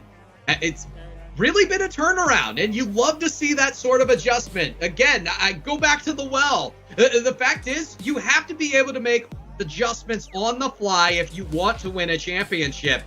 North Catholic have proven they're able to do it. Now it's going to be Manheim Township's turn to make sure that they're the ones putting it away. Yeah, and I think that's the thing for Manheim Township is it's so hard to stay in the optimal mode in the grand final or grand final situation, or the chance to go to grand finals, with just being able to center yourself and say, if you drop a game, it's fine, because series are won 1 game at a time. And I think it's so tempting to get kind of frustrated and kind of ruffle the hair and just say, oh God, we were so close. And then right at the end, we just have an inopportune touch and we can't deal with it and we lose. What you should be focusing on is the fact that you are bringing it to that team on North Catholic. You were getting a lot of close shots. You were forcing a lot of weird defensive saves, and that's something that can be replicable. And I want them to take really heed in that and say, yes, we do need to be incredibly careful. We know the margin for error is small, though we have the skill to get there to that grand finals. They are by no means being outmatched here. I think at times the skill and display is breathtaking from North Catholic, but I think cohesively that whole team from Manheim Township is playing very well, and I want to see them keep it up, but I am very worried about the tilt factor. There comes this time in certain series where players try to do a bit too much. I need them to stay centered and continue on the path they're really currently, I would say, have a trajectory for. 100% agree with you. I'd like to see maybe just a little bit more initiative from individuals, though, because what you've said is very true. The fact is, cohesively, as a unit, Manheim Township looked like an extremely good team. But I need to see someone with that X factor to come in to make somebody miss, to create the odd man advantage. And even if that means stalling the ball in the offensive zone, not necessarily taking the shot on and adding a little misdirection, you did it in game number 1. We haven't seen it very much since. It's been a lot of straightforward toward the net. Yes, you are making Messi and the North Catholic defense sweat, but Messi is somehow miraculously getting there, almost as though he's one of the best players in PIEA Rocket League or something like that. I don't know. Have we said that yet? I don't know if we mentioned enough, but for those of you who just joining us, I think least on North Catholic is popping off. And we really do need to give credit to the teammates, because one man does not make a team by any stretch of the imagination. Even in a game so tightly really contested as Rocket League, which is 3v3, it feels like there's a small amount of players, but one weak link often is the doom for really any team. And any team that has gotten to this top 4, they're all solid. They have a complete coverage across the board of people who can play offense and defense incredibly well, but it always does help when you have an X factor. And I think Messi has been there time and time again for North Catholic, providing those goals. And I think the strength of Manheim Township is something that I had actually complimented Avonworth in the previous series. They didn't pull out the victory, but one thing I think that they share with Manheim Township is that every single player has the potential to get a play. They're not top heavy. They're not relying on just one player. And I think that chemistry that they do share is shining through in that last game. So as we're really taking this time to get the players all situated into the lobby, I think it's good to be able to talk about these things, because it is kind of a clash of styles and approaches from different teams. And it's just so interesting to see the chemistry on display of when you combine 2 different ingredients. I don't know what you're going to get in the individual series. All I know is that it's very entertaining stuff to watch these 2 teams duke it out. Yeah, it is fact that Messi has been involved with every shot or goal, participating in every goal, whether it be the assist or the goal itself for North Catholic. So maybe a little bit of physicality coming out to take Messi out of the play may be in order as well. So we've thrown a lot of things out there that Manheim Township could potentially do, but I think the one thing you have to focus on is you're a team that plays as a team. They're a team that it seems to hinge on one player. Maybe a little disruption on that one player might go a long way. And I think that's really what's on display. There's so many questions to be asked, and so therefore we need answers. That is what Game 4 is here for. Have a lead being etched out barely by North Catholic. Can they extend it onto match point, or I see a back and forth affair? Manheim Township, everything to play for, and they're looking like it. Barter dancing past defenders. Can they get all three? They try to pass it down. It works flawlessly. Roball is there, and they're not going to have an easier finish all day. My goodness, this is really well played. Both Messi and Aurelian will miss, and Roball taking advantage of the delivery from Barter. There was no bartering with Manheim Township on that one. They wanted the goal. They achieved it, and now they're looking for more off the kickoff. Detroit will keep that high, and I like that play. It's slow at times, but provides time for the defenders who are getting demoed or for getting boost on the way back to make their way back up into midfield, which gives them pressure. The problem is that double commit results in a 50, so that's going to be the end of that first attack, though they have started very strong. North Catholic, not necessarily a little punch drunk here, but certainly got a suckered there in the beginning with a quick goal, and now they're on the comeback trail, something they're not very used to in this series. I'm very interested to see how Aurelian breathes into the mix. Again, this is a North Catholic team that has been adding a lot of different players and switching them up throughout the regular season. I think taking knowledge that, yes, there needs to be more experience down the road. This one's going to be Barter from a distance off the 50. Why positioning is so important. Every single thing in this base game has to be in line, otherwise you can get punished in the silliest of ways. That pinch gonna go all the way into the corner and just enough on the inside of the post to be able to eke in instead of so agonizingly deflecting out. They'll take all the goals they can get, and they're looking to issue a strong response. We're 90 seconds in, we're 2-0 up, make that 3. Roball cannot be stopped with a 50. Oh, this is pretty. Well done. This all happens because Detroit on the forecheck, making it work, and Roball quickly adjusts to what has been presented to them. Manheim Township are on a roll. They are looking to lid the pressure cooker and see what becomes of the Trojans. Yeah, right now it's really impressive to see them just come out with such ferocity. I expected them to really, I would say, be boosted up by their performance in last game, as I really had wanted to, as we're talking in between this last match and now, but I did not expect it to be so, I was dominating ultimately. It's been very rare that we've seen North Catholic even on offense. I just don't know if they can break through this midfield the way they're playing. I'm almost waiting for that solo mechanic to add in that bit of flair to be able to disrupt the defense. But right now, Manheim Township, it's like they're getting better with time. Absolutely, and one would hope that is the makings of the champion. You have to make sure that you are getting better over time. You don't want to stymie, become stale in the offensive or the defensive zone. Now Messi working this ball from their own zone. I have noticed it does seem like Aurelian is more towards the point on the rotation, and Messi is taking more of a backdrop, trying to find and exploit mistakes.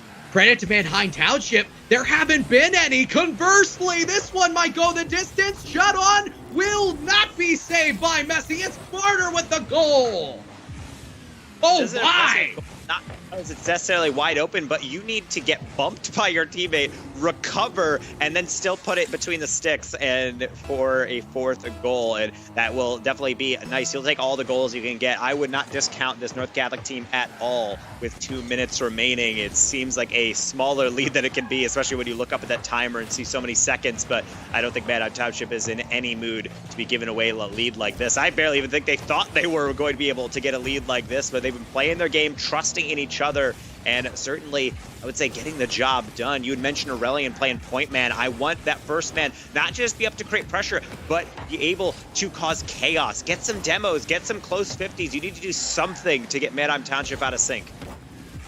And when you're on the point, it's not necessarily about extravagant mechanical plays. It is about what type of body, what type of pressure can you bring to the circumstance. That's a good press. Aurelian gets the 50-50, and now Messi is going to be able to jump on this loose ball opportunity that Detroit is bringing forward. Good flick up and over of Aurelian. I like the progression, but Messi will see it through. So we're starting to see the adjustments. We're starting to see things take place as North Catholic are changing the way that they approach their game, and maybe a goal of solace will be just what the doctor ordered here, as we are only 47 seconds away from potentially a tie series going into game number 5. Detroit steadfast gets this through the defense, and Manheim Township, they don't mind just letting that ball die in the offensive corner. Yeah, if you're North Catholic, it cannot be overstated how important it can be just to get the one goal to go. And I can't really be overstated just how devastating it can be to come so close and then just give away the counter attacks. You see every single time, it seems like Manheim Township can't deal with it, but inevitably a counterattack can come through if you have too many people in the corner. Every single person and their mother in the corner for Manheim and MK2 Messi. Who else able to chase that one down? I think that's going to be nice just to steady the nerves. They see we can score. We're not cursed by random mystical passerby. No, it's very much so in our capability. This has just been an off game. Ooh, taking that ball right off the nose of Messi. Good save by Flame Fox to at least maintain the 3-goal deficit here at the tail end. It will be Manheim Township, though, with the answer. Do we get a little bit of style? Not quite. Save on the goal line by Detroit.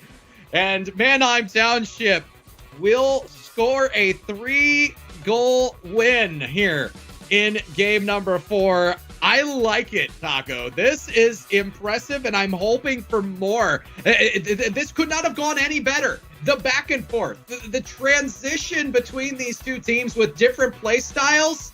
I mean, this is peak Rocket League. And the players are feeling it. There was absolutely no hesitation readying up for that game. Every single person hit that green check, and they were they want to get into it. And a week of all game 4s and 5s, we're guaranteed a map number 6 within this semifinal. And there's a lot on the line, so I can't be surprised that these teams are going to give it their absolute all. Again, 3rd and 4th place, they're not coming away with that scholarship money. You got to win this series to get in the pot. How about this Manheim Township trying to start off as they did last time with an early goal? The send back again from Barter going to go wide. Roble, a pass. Detroit with a backflip. It's still in front of the net. It's not in, and North Catholic will be able to withstand a relentless onslaught. The Trojans managed to keep that one out, but will not manage to tally a save on this one. Robo with first blood in game 5, and they mounted the defense. The pressure did not stop. Messi, the last one back after so many defensive commits, just not able to quell the 2v1. Manheim Township, the Blue Streaks, they're living beyond their name at this point, and that is a miss by Messi off the bar and out. At this point, if you're North Catholic, you can start to feel a little down about your chances just because of the defense into offensive perspective. Yeah, but they just have to keep things in perspective. One goal is not that big of a lead. In fact, it isn't even a lead. Aurelian striking from the sky. Messi just getting enough to put it in between the defense, and still a lot of things to do Good job on Aurelian. No flip, just tapping it with the underside of the car to make sure it is absolutely going in. And I tell you what, when Messi takes to the sky off of the sidewall or off the ceiling, and the defense seems to be just freezing, a lot of respect being put on the name there. That being said, can Barter show us something similar? Not quite. It will be the defense here by North Catholic, looking to keep this in the corner, working it back and forth. Aurelian, high above, will not get there in time, and they will concede the ball in the midfield yet again. Minute and 40 seconds gone by in game number 5. Both teams have shown us something, and they need to improve upon that something if they want to win. Bart is so often, I would say, the front man when it comes to the side of Mannheim Township. They've been the one who is willing to keep it close, try to bait in that first challenge. And I like what they're bringing to the table with a lot of these touches from Mannheim. They're not throwing it away. They're not trying to test the backboard repeatedly. They're just keeping it close enough that it baits in a challenge, and they're hoping for a mistake. Whether that's sustainable once North Catholic really stabilizes the defense, I think that is waiting to be seen. So I'd like to see them reach in their bag tricks, try something else. Seems like they tried a lead blocker there. And I would say it's only a matter of time until we start to see more and more demos rear its head. It seems to be the strategy. Teams are reluctant to pull out, but my goodness, can it spell a difference? Oh my goodness, it's my favorite way of going about things. The amount of havoc that the demos cause on the back line. You should always be following up your touches towards the net with boost steals if possible and demos if possible. Don't take yourself completely out of the play, but if they're there, do it in Barter here. Big boost steal. It's going to take the advantage, and Robo will finish. You say big boost steal. That is massive. All three players just creeping out from North Catholic, realizing, oh, I don't think anyone has that. Served right up, and Robo will bury it. Great job and being opportunistic. There's not often in this game that we're going to be able to see wide open opportunities. So when you get really just set up, I would say without any real obstacles, you need to be able to take it. As I say that though, Barter, that pass too far away, they can't angle it in, would have been such a nice back-to-back punch to the side of North Catholic. Mannheim Township looking more and more sturdy, and Barter just walking this one through, utilizing the sidewall to create off of the 50-50, and the double commit is devastating for North Catholic. Now down by 2. Minute 40 to go.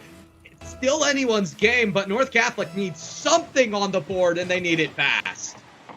You're starting to see the series slowly tilt on the way of Mannheim Township, and I would say this game, but even so, I would say the whole momentum the past 2 games has really been firmly in the side of Mannheim, because this game was very neck and neck in game number 5, what we're seeing right now. But over time, you're starting to see North Catholic flub some touches, not getting clean clears. They're not looking for passes anymore. I don't even see solo plays, and maybe they're just intimidated by the quality of aerial, the challenges coming through from Mannheim, but they need to be able to continue to step it up. I did not expect this one to go in, but Aurelian shows if you throw things into the mixer, sometimes you can get a nice result. I'm not sure how Messi got an assist on this, but Messi continues to have full participation on every goal by North Catholic. Credit to him. Go figure. That being said, I agree with you, Taco. The fact is, there needs to be more push if you're North Catholic. You're down by 1. There's 60 seconds to go. Go all in. And I think when they put themselves in offensive priority, they're going to have a lot better chance to beat Mannheim Township than what they are doing. It just seems like they're stationary in their defensive quarter at times.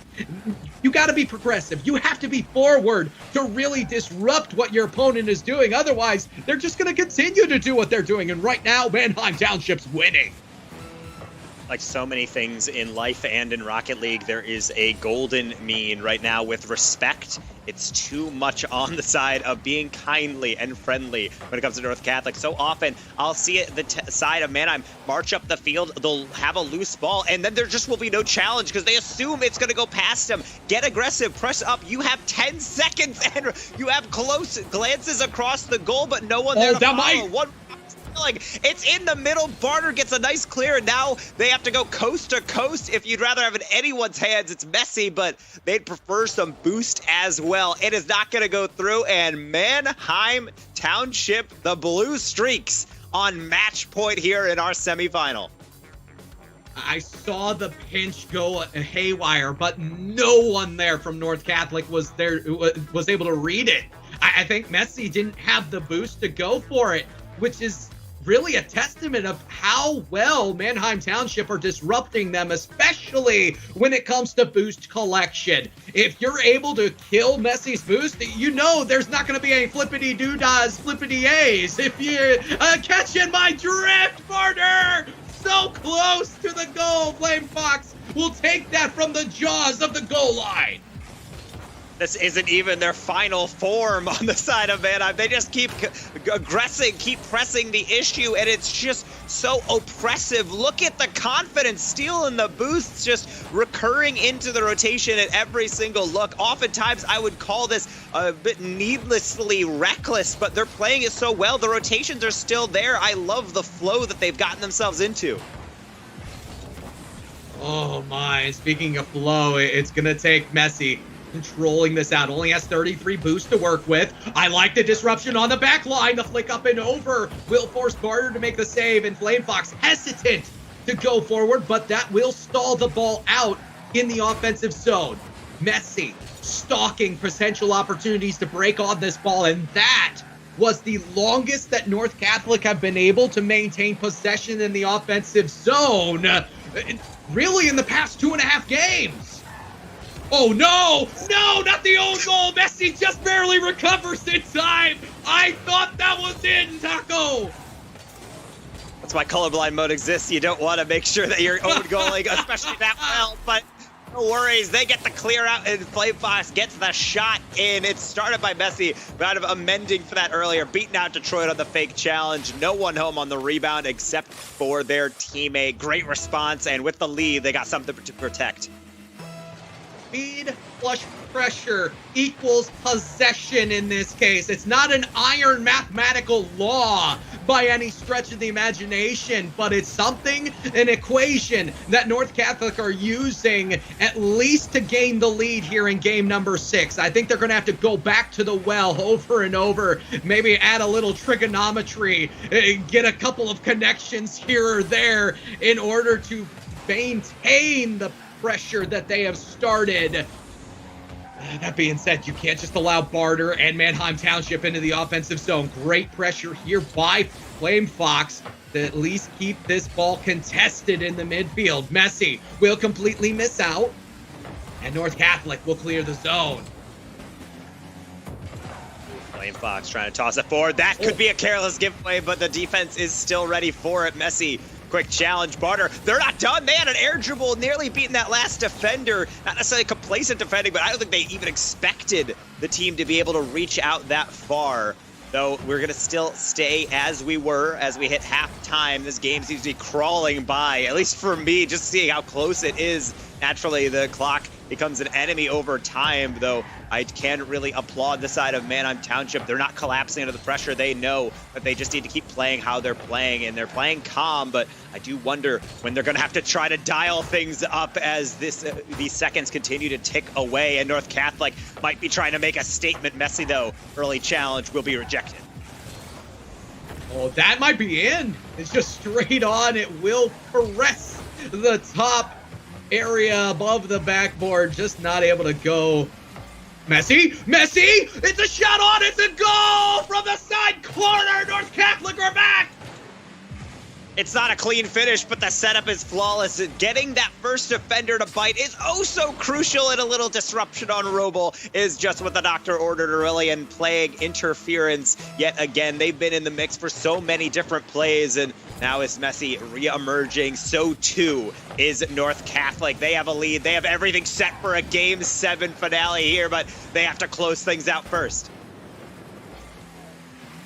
Just 100 seconds, 95 now to be exact and precise for North Catholic. They need to hold them off, but I think it's best served if rather than holding in the defensive area that they keep this ball forward. They keep the pressure on and maybe score a couple more goals in the process, because Mannheim Township have shown themselves to be lethal. We're seeing bumps from Barter.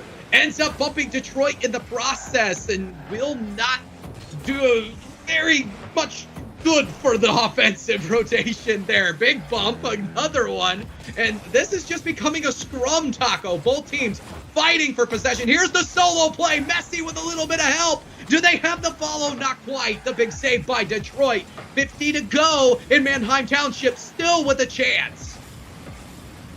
I can't imagine how sweaty the palms are down there. And I remember my palms were already pretty clammy as a teenager, but with all this stress coming through, it's just really can be collapsing to a team. But credit to North Catholic, they are a storied program within Pennsylvania esports, and so naturally they're going to be able to stay calm when it matters the most. They got 30 seconds remaining. They got a 2-goal psychological and literal cushion within this game, and I think this is not the path they expected to take, but this is the form you would like to see if you're going to go the distance for a chance to get into our grand finals. Maybe just trying to have the icing on the cake of a clean sheet. Everything seems to be going the way of the North Catholic side, and it does seem like this coast to coast going to be very unlikely. North Catholic, they're giving us all the content right now. Game 7 in our second semifinal. The destination content. And Harrisburg, but case in point, 3-3. Finally, we get a series that is not only this good, and we're seeing adjustments by both teams, it's going the distance, and you gotta love this kind of content. Both teams are ready, both teams on the pitch, 5 minutes on the clock, 0-0. Who will be playing for those scholarships? I gotta know who's gonna do it, Mannheim Township or North Catholic. And if it's Messi having that answer, they're gonna have to say they're gonna side with themselves, especially now that they're feeling themselves yet again, getting back to those solo plays, keeping it close, and just causing so much danger in the offensive zone. Though with a fresh 5 minutes, who knows what's going to be coming out of Mannheim Township. They've stepped up in big ways every time that they've been called upon, but they need to be actually home for this one. Flamefox actually didn't realize, I think, the setup that they were provided with, open net, but only able to put it to the corner. Robal will get possession back and throw it deep into the corner. Oh, and Messi will read that extremely well. This is going to be a cross. Chance for the 2v1 in quick confines. Instead, Messi will choose to control. Up, over, potential demo, no. It would just be a stall out, and they end up losing possession in the process. Barter was looking for some trickeration themselves. Will not be able to find it, and so far, Mannheim Township, they've been able to get a little bit of press. They've also been able to steal quite a bit of boost. They might be able to afford them a possession here at the moment as Detroit will press this into the offensive zone. And the execution, it looks a little bit blunt when I'm looking at Mannheim. They're trying to force these touches, whether or not it's because the increased pressure from North Catholic is forcing them into some plays, but I thought this would be an ordinary save. Detroit not positioned appropriately. They're turned around, and Messi just able to wrong tire them enough on the shot.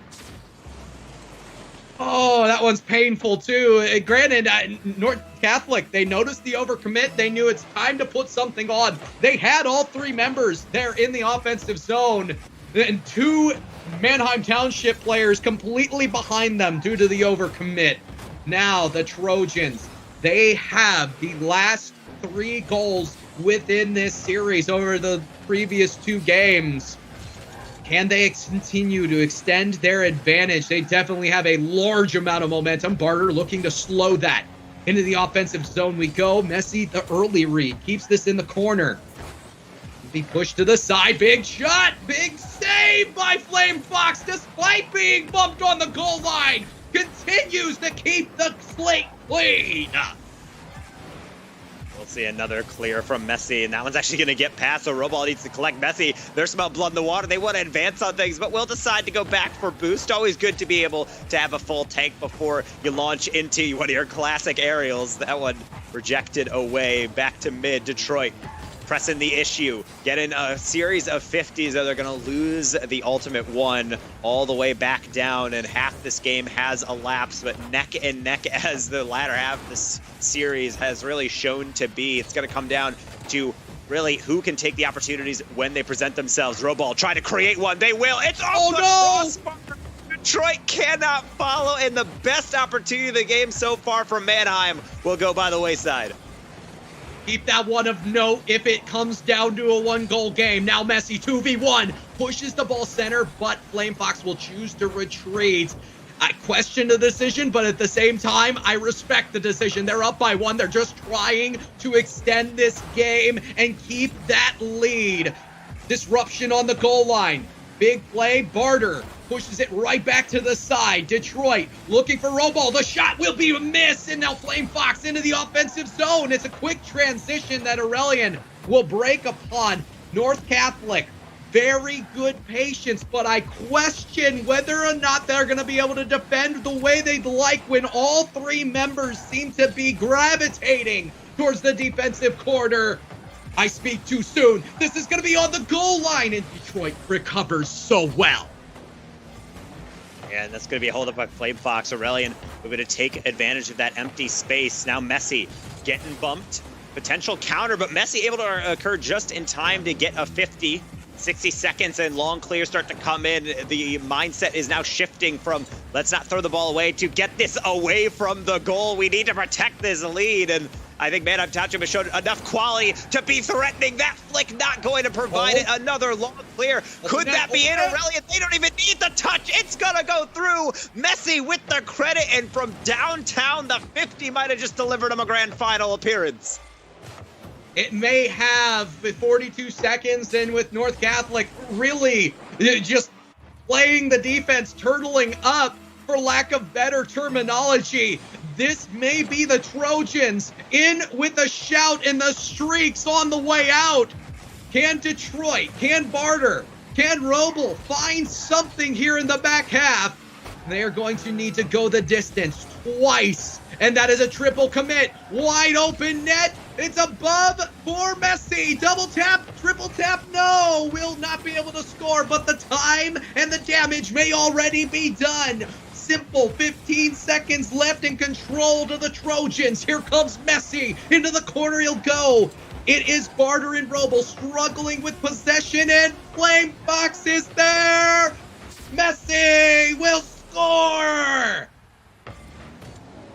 And we're now just seeing that lovely cherry on top, that goal going through from Messi. And they've had some, I would say, well, disorganized, don't want to say messy goals when it comes through, because I would say a Messi with that goal has been spectacular aerial acrobatics, but down the stretch, it's been gritty, clutch goals. And they might not look pretty, but they get the job done. So too has North Catholic. I think in experiencing more turbulence on their flight, but they will land safely in a grand finals destination. What a performance down the stretch to be able to show all of that composure.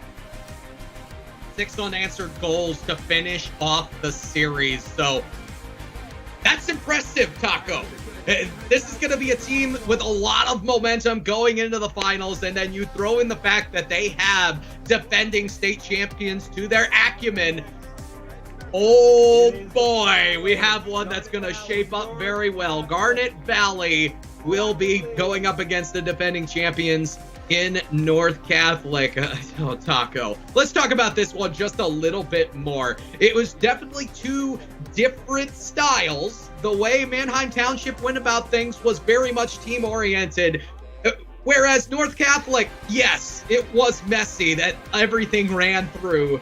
And that stayed true the entirety of the game.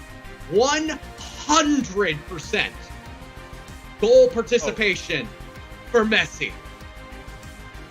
Yeah, and when you have a player involved that often, it seems strange to say carries are happening when you have a player who's just constantly in the middle of things, because it did require a lot of other players getting involved, but it's so nice to have Messi always being a provider. And we'd say the question is, can they be consistent enough? I think we really didn't see it in the quarterfinals from Messi, and I was saying, well, when the pressure's on, can they do it? And I definitely had my doubts when they were getting those losses. I was wondering, does this team really have it in them to be able to get it done when their lead striker is not there? Yes, they still did. They were still able to get those wins. They were able to get this game 7. And I think the thing that we underestimate sometimes is there's, of course, inter-game adjustments that are so important. And I think that was the thing that impressed me from North Catholic. Even when they were losing 2 games straight, they were still staying close enough, still improving. And over time, they're able to eke out a victory. And that's what good teams do. Adapt to some weird situations, find out what's not working, cast it aside, and be able to proceed effectively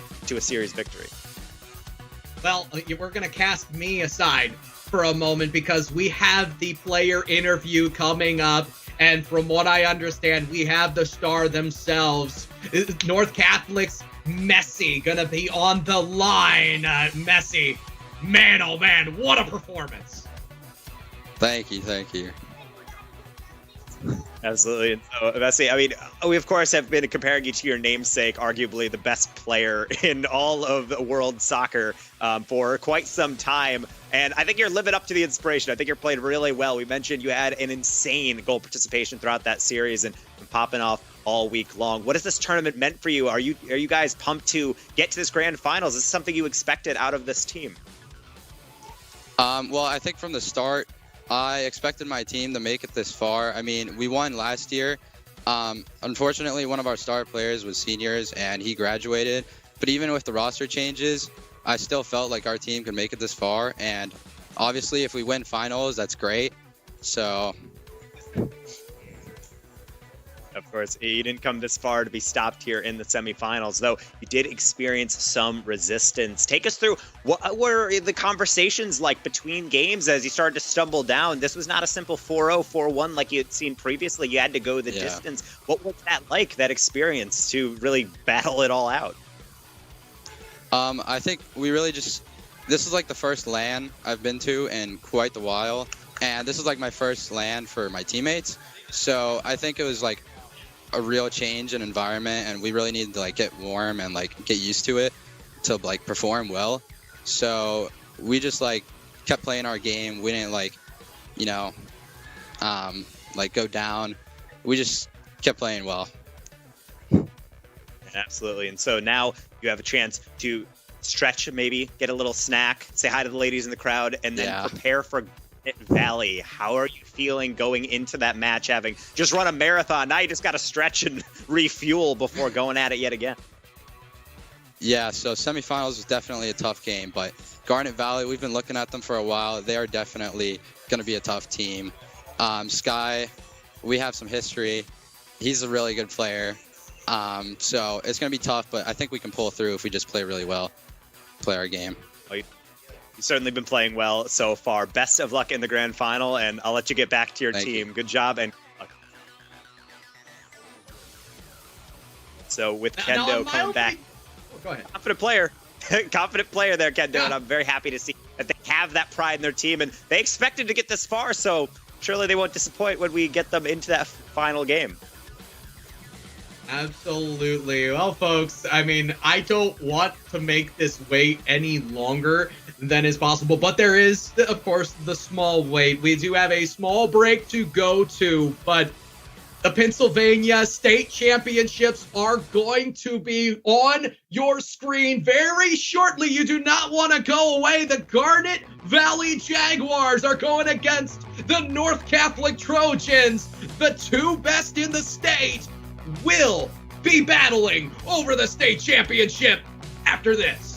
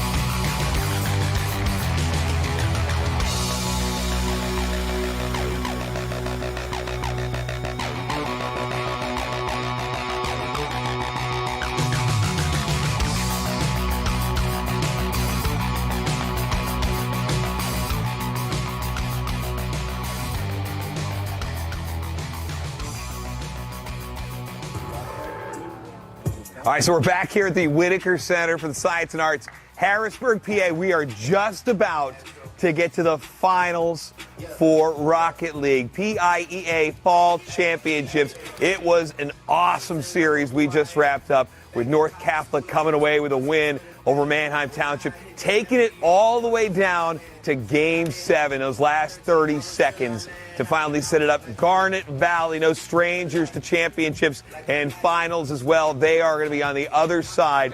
One team is taking home this year's 2021 Fall Championships trophy. This is going to be great going back to school on Monday. Only one can have it, and we're coming back with that game next.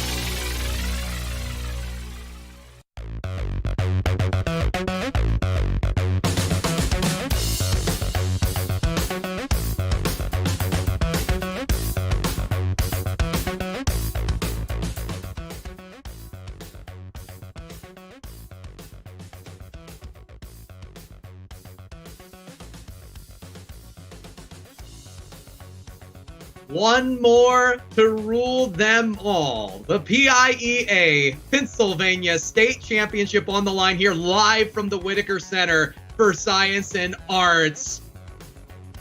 It has come down. 2 teams left. The North Catholic Trojans against the Garnet Valley Jaguars. And both teams have fought hard to get here. My name's Ken Carmen, Kendo Slice. I'm here with my friend, my cohort, the one and only Danger Taco Jeff. We have seen some action tonight, and I get the feeling that this one is going to take the cake.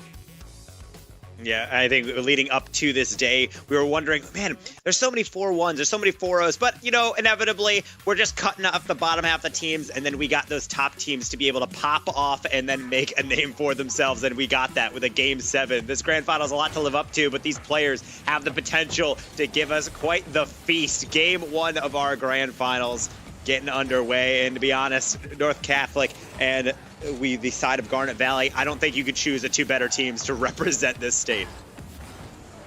I completely agree. And again, Sky versus Messi. We already have a little bit of the banter back and forth. There is a history there. We won't get into it here live on the stream, but these 2 love to beat each other, and Messi's going to get first blood here in Game 1. As he wants that scholarship money, and they're going to get that first blood, as you mentioned. Loose ball, something that had plagued the side of Manheim Township all throughout that semifinal, and Messi will be more than happy to collect on it. We do have Flame Fox and Aurelian in support of Messi for this game number 1. No clue whether or not it's going to be the lineup throughout the entire final, but they looked fairly solid towards the tail end of the Manheim Township match, scoring the last 6 goals over the final 3 games, unanswered. So can they keep that momentum going? Will be an early question. Right now, it looks good. It's going to be Messi from their own corner, trying to get by Sky, who is very apt not only to take the ball, but may have an additional touch here, traveling with it, immediately jumped upon by Messi and carried all the way into the offensive zone. Gumgod trying to extend things out. Again, some clunky touches, but it's doing its job. It's getting past that first, but not the second. Sky trying to extend the play yet again. Look at the chase, just so unrelenting is Sky sometimes on these attacks, and at times it feels a little reckless, but the teammates are back in support. Nothing is given away, and Sky eventually will be able to tear apart the defense. Oh, the follow-up, not the quality they're looking for. It's going to rattle off the post. That 4th defender again coming in huge. My goodness, and Garnet Valley, I mean, you want that goal. It was a prime opportunity, a large portion of the net to work with, about as open as you are going to get to respond and tie this game up. They were unable to execute on the goal line. Speaking of execution, this is going to be a quick 1-2 and a push into the offensive zone. Big demo by Aurelian is going to afford them even more opportunity, but Sky will not only trap that ball, but carry it all the way end to end. And I get the feeling we're seeing Messi and Sky really trying to put priority on the push into the offensive zone. Yeah, and this is where actually I was looking for this, I would say, a lot in the last series, but something that I would say North Catholic is doing very well is making sure they're closing gaps quickly. When anytime there's a faltering touch on the side of Garnet Valley, it is closed immediately, and it puts them under pressure, force them to do anything with the ball. And when you're under pressure and you don't have everything set up the way you like, you tend to throw it away, and I think that pressure is paying off for them. It's been very hard for Garnet Valley to get their chances, and when they do, they don't take it. So it's going to call on quite a lot of them. If this is the pattern, at least that Game 1 is going to be able to follow, though with 2 minutes and Sky and Gumgod behind the ball, anything can happen. Not that one. Messi feels it well and gets it back out. Oh my. Well, we do have another neutral ball yet again, and Garnet Valley are managing to win some of these 50-50s in the mid. We'll see if it evolves into a shot on net, though. So far, no dice. Sky, all the way from their own zone, cannot get by this midfield pressure that North Catholic are putting on. And Messi, the spearhead here in game number 1, trying everything in their arsenal of flips and tricks to make sure that that ball stays out of harm's way. Will not do any good there. Big setup by E-Money.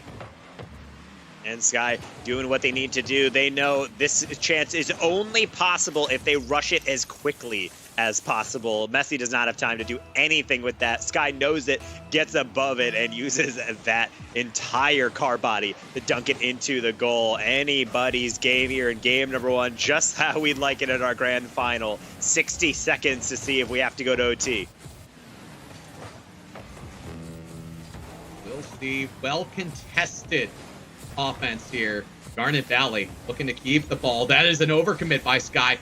Love the quick turn, though. Will control this all the way into the corner. Secures the boost. Might be able to bring this all the way back. Sky, are you kidding me? Well defended by Messi on the back line. That was a lot of boost expended, and Garnet Valley will take advantage. A demo on the back end of that play will quell, at least for now, what was a firm Garnet Valley Jaguar advantage. Yeah, and that's something that you need to be very wary of for both sides with Messi and Sky. When you do have a supersonic legend, one of their best assets is being able to turn something that seemingly is nothing into an opportunity. Sky took that ball with almost no pace on the backboard, able to pinch that off the ceiling and air dribble all the way down. That was counterattacks going to be huge, especially with the form both of these defenses are playing in. As I say that, actually a near miss. That might result in one more lap around the back end. It'll get tapped slightly. It's in the air. It's Gumgot. It's a deflection into the ceiling. It's well past the half. Surprisingly, they'll keep that one up. Is that to their detriment? Sky has a lot to do with this. They're just going to tap it in place. This ball is still up, and mercifully for the side of Garnet Valley will be hitting the turf. We do indeed have a game 1 overtime. Somebody be about the Arnold Schwarzenegger on the desk for me. Get down! You have to get that ball down! Anybody will do just that! Securing the goal in game 1 for Garnet Valley. The aggressive half rotation coming out from the side of North Catholic does not work out, and both defenders on the near miss it. Thankfully for Garnet Valley, they had a player just sitting on the near post, about to rotate out, but perfectly placed to put home our winner. Close affair, 1 goal in it, overtime required, and this is shaping up to be a very intriguing best of 7. Oh, yes, it is, Taco. And I love every second of it as we get ready for game number 2. I mean, what are you looking for? We saw a lot of the solo plays, but we need more team developments. Can you give us a quick one, too? If you're North Catholic, where do you go from here? Because, yes, Messi has been amazing, but we didn't see as much execution in the offensive zone as we would have liked. I would say the key to success for both these teams, and it has been really all tournament long, is not the first man challenge, the second man putaways. If you have a teammate just close enough to be able to follow up a play, not only are you able to keep offensive pressure, but more than often, you will be able to get your goal. Sky and Messi have been spectacular throughout this tournament, but one thing is that they are not always going to score, but they will very reliably be able to put the ball in lethal position. So it's on the following players not to be sitting back in your half, not to be waiting at midfield, but to be right up in the thick of it, able to capitalize when the chances do present themselves. How about that from Aurelian? I don't think they realized they had the time to maybe shoot on that open net, going to go by the wayside. Another clear back out from Messi, but this is a very back and forth, kind of ping-pongy opening minute of game 2. And Flame Fox will look to pong that ball right back into the Garnet Valley possession. Ends up being a giveaway. And those long clears, you know me. I'm never against clearing the zone, but it needs to have body behind it. If there is no one there to challenge on top of it, it really is just a turnover. And right now, another weak touch towards the net, albeit forcing a reaction. It ends up just being a turnover for Garnet Valley to bring back. Big 50-50. Mark 2 Messi has the goal! And that's going to be an answer. First blood for the Catholic Trojans. The goal is locked down. There's 2 defenders in front, so where do you pass it? How about off the backboard to yourself? Still a lot to do, but the bounce shot tucks underneath the defender, and that's going to be yet another opener. Getting the first goal in 2 straight games is Messi, and that just shows if you do not lock down the defense, even if all 3 players are swarming around the ball, You give them enough space to work with, and they'll be able to do something with it. Well, now Garnet Valley, chance to answer. It took them a little while to work their offense into the zone and create. Now this is a triple commit.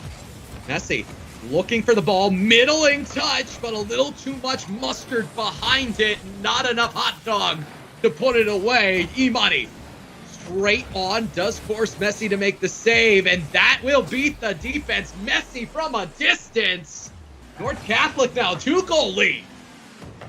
But look at this brilliant decision-making from Messi, and this comes with the experience of playing this game at a high level. Instead of getting the easy clear with the corner of the car, booming it as hard as possible, they hit it off the sidewall. It makes that last defender think, could I potentially get that? They creep in. Messi is able to see now the backfield is open, and they hit it right past the defender. It looks simple, but the pre-planning that goes into it is really what separates players like Messi from the rest of us chumps here on a Rocket League pitch. 2 goals to their name now, and 2 goals for their squad, looking to close things out in game number 2. That will be a lofted touch. I like the trust here Messi has for the teammates to push that ball forward. Sky is going to score an answer from the midfield and put this in the best spot possible. Top shelf. Oh. Yeah, plays it better next time, Sky. From an angle, actually. I didn't even think that was going to be able to go on target, but they got every ounce of the corner of that car, the perfect area of the hitbox, and they got their first. How about a second right off the kickoff? E-Money sent it in. Gumgod a bit too far away, so Sky will have to clean up, though Aurelian making sure that it'll be a task, but thrown right back down by Sky. A little bit of possession, but Sky, as always, loves to chase and continue to cause some commotion.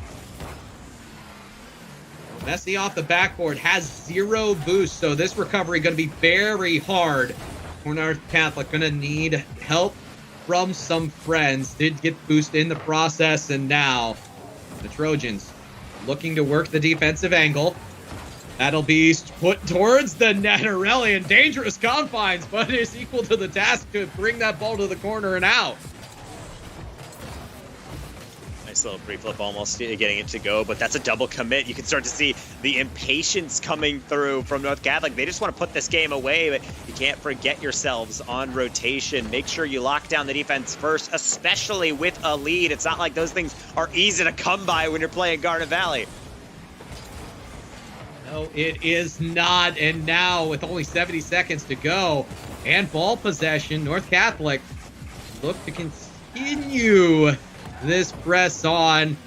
It will be the distance that E-Money will try to go.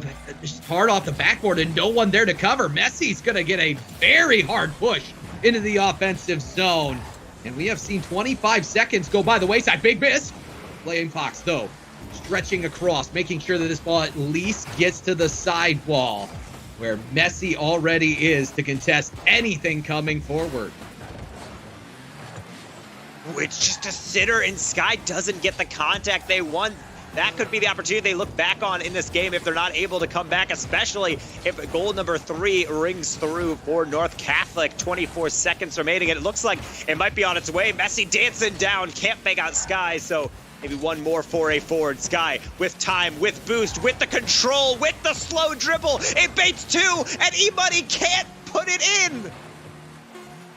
My goodness gracious, and Aurelian, that'll be a miss, a chance off of the miss potentially for Sky. Gets help from Gumgod, but a 50-50 win by North Catholic means the distance is too far. The 1-goal lead will maintain, and we have an even series after game 2.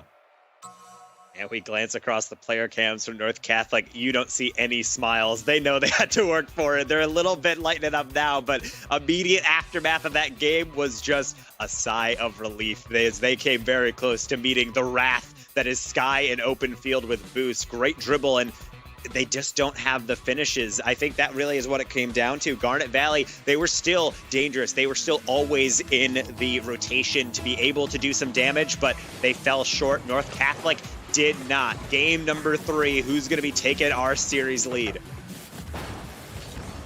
That is a question that we cannot wait to answer. And the Jaguars and Trojans are here to oblige. off the kickoff, and it will be early pressure here for the Jaguars, but you know how quickly pressure can return to sender, and Messi, one end to another goal. And just like to make their mark on every single game. First game, that's now 3 straight. They had their first goal on the board, and it's just such a reassuring thing to start the game off already having a lead, and now the whole really dynamics of the game change, because you're no longer trying to fight across even ground. You can advance and defend from the high ground. MK2 Messi yet again. My goodness, and a slight mistouch leads to the opportunity that Messi will break in upon. This is brilliant stuff. The Trojans once again put themselves on top. And Garnet Valley, I'm hopeful, because this is a team that's already responded multiple times to the pressure. I get the feeling they're not going away without at least a roar. Oh, no, and if you're going to give up 2 goals, it better be right in the beginning, because then you have the whole rest of your game to really rebalance and just reset. I think that's exactly what the side of Garnet Valley needs. They need the ability to just catch their breath a bit, understand, okay, those goals are kind of flukes, we're losing it off kickoffs, just regain, play our game, maybe able to tighten up on those kickoffs, and we'll be right back in it. So they're doing that a bit with some demos. I like the physical play, and I'd love to see more of it. Well, now we have a neutral ball here. Minute 15 seconds already into game number 3. God. Jaguars looking to work their advantage here. A little bit of a scrum there, as possession. It was almost they were almost in a seasonal mood, giving it back and forth to each other there for a solid second and a half. Look at Sky, just the perfect read on space. Every time they hit the ball middle, they're just trying to throw it in a position where the other team cannot touch it. The problem is they can't get those touches either, and so too can anyone on the side of Garnet Valley. This one just in no man's land. Everyone looking at it, trying to do something with it, but the only person who can is Flamefox into the open net. 3-0, and this is uncharted territory. This is a much larger gap than I expected seeing in this series. That was also the first goal that was not either off of the nose of or assisted on by Messi for North Catholic in the semifinals and the finals altogether. So I can no longer say it's 100% goal participation, but it's a very impressive number nonetheless. The Trojans, they have a very positive advantage here, and they are looking to continue this pressure in the offensive zone. It is nice to see that they are really coming into their own, though, and continuing to improve. Sky will just miss on what could have been a brilliant shot. Garnet Valley, they're just interweaving their possession back and forth. I like the fact that they are staying behind so many of these possessions. This ball has been in the offensive zone for them for a solid 20 seconds, and they might find some more. Aurelian will make the save, but they're not done yet. Hard off the backboard, it's E-Money. Gumgod, no! E-Money steals it from Gumgod at the last second. If this is me, I'm banging my forehead off the table repeatedly. What's it going to take for me to get a goal? That has to be what's on the mind of Garnet Valley. They've come with on the precipice, just being right on the goal line, having a 50, having a double tap, and they just are not able to figure out what's going to go through. Credit to the defense for North Catholic, still holding strong. Their goal line defense is sturdy as ever, but Garnet Valley, this has to be such a weird sensation to be not only down in a game, but really struggling to get something going. Meanwhile, it seems like North Catholic working on all cylinders at the moment, Taco, and aerial antics from Sky. If this goes through, it could go a little way into breaking momentum, but right now they desperately need something of the combo breaking variety to really bring back the mighty Mo.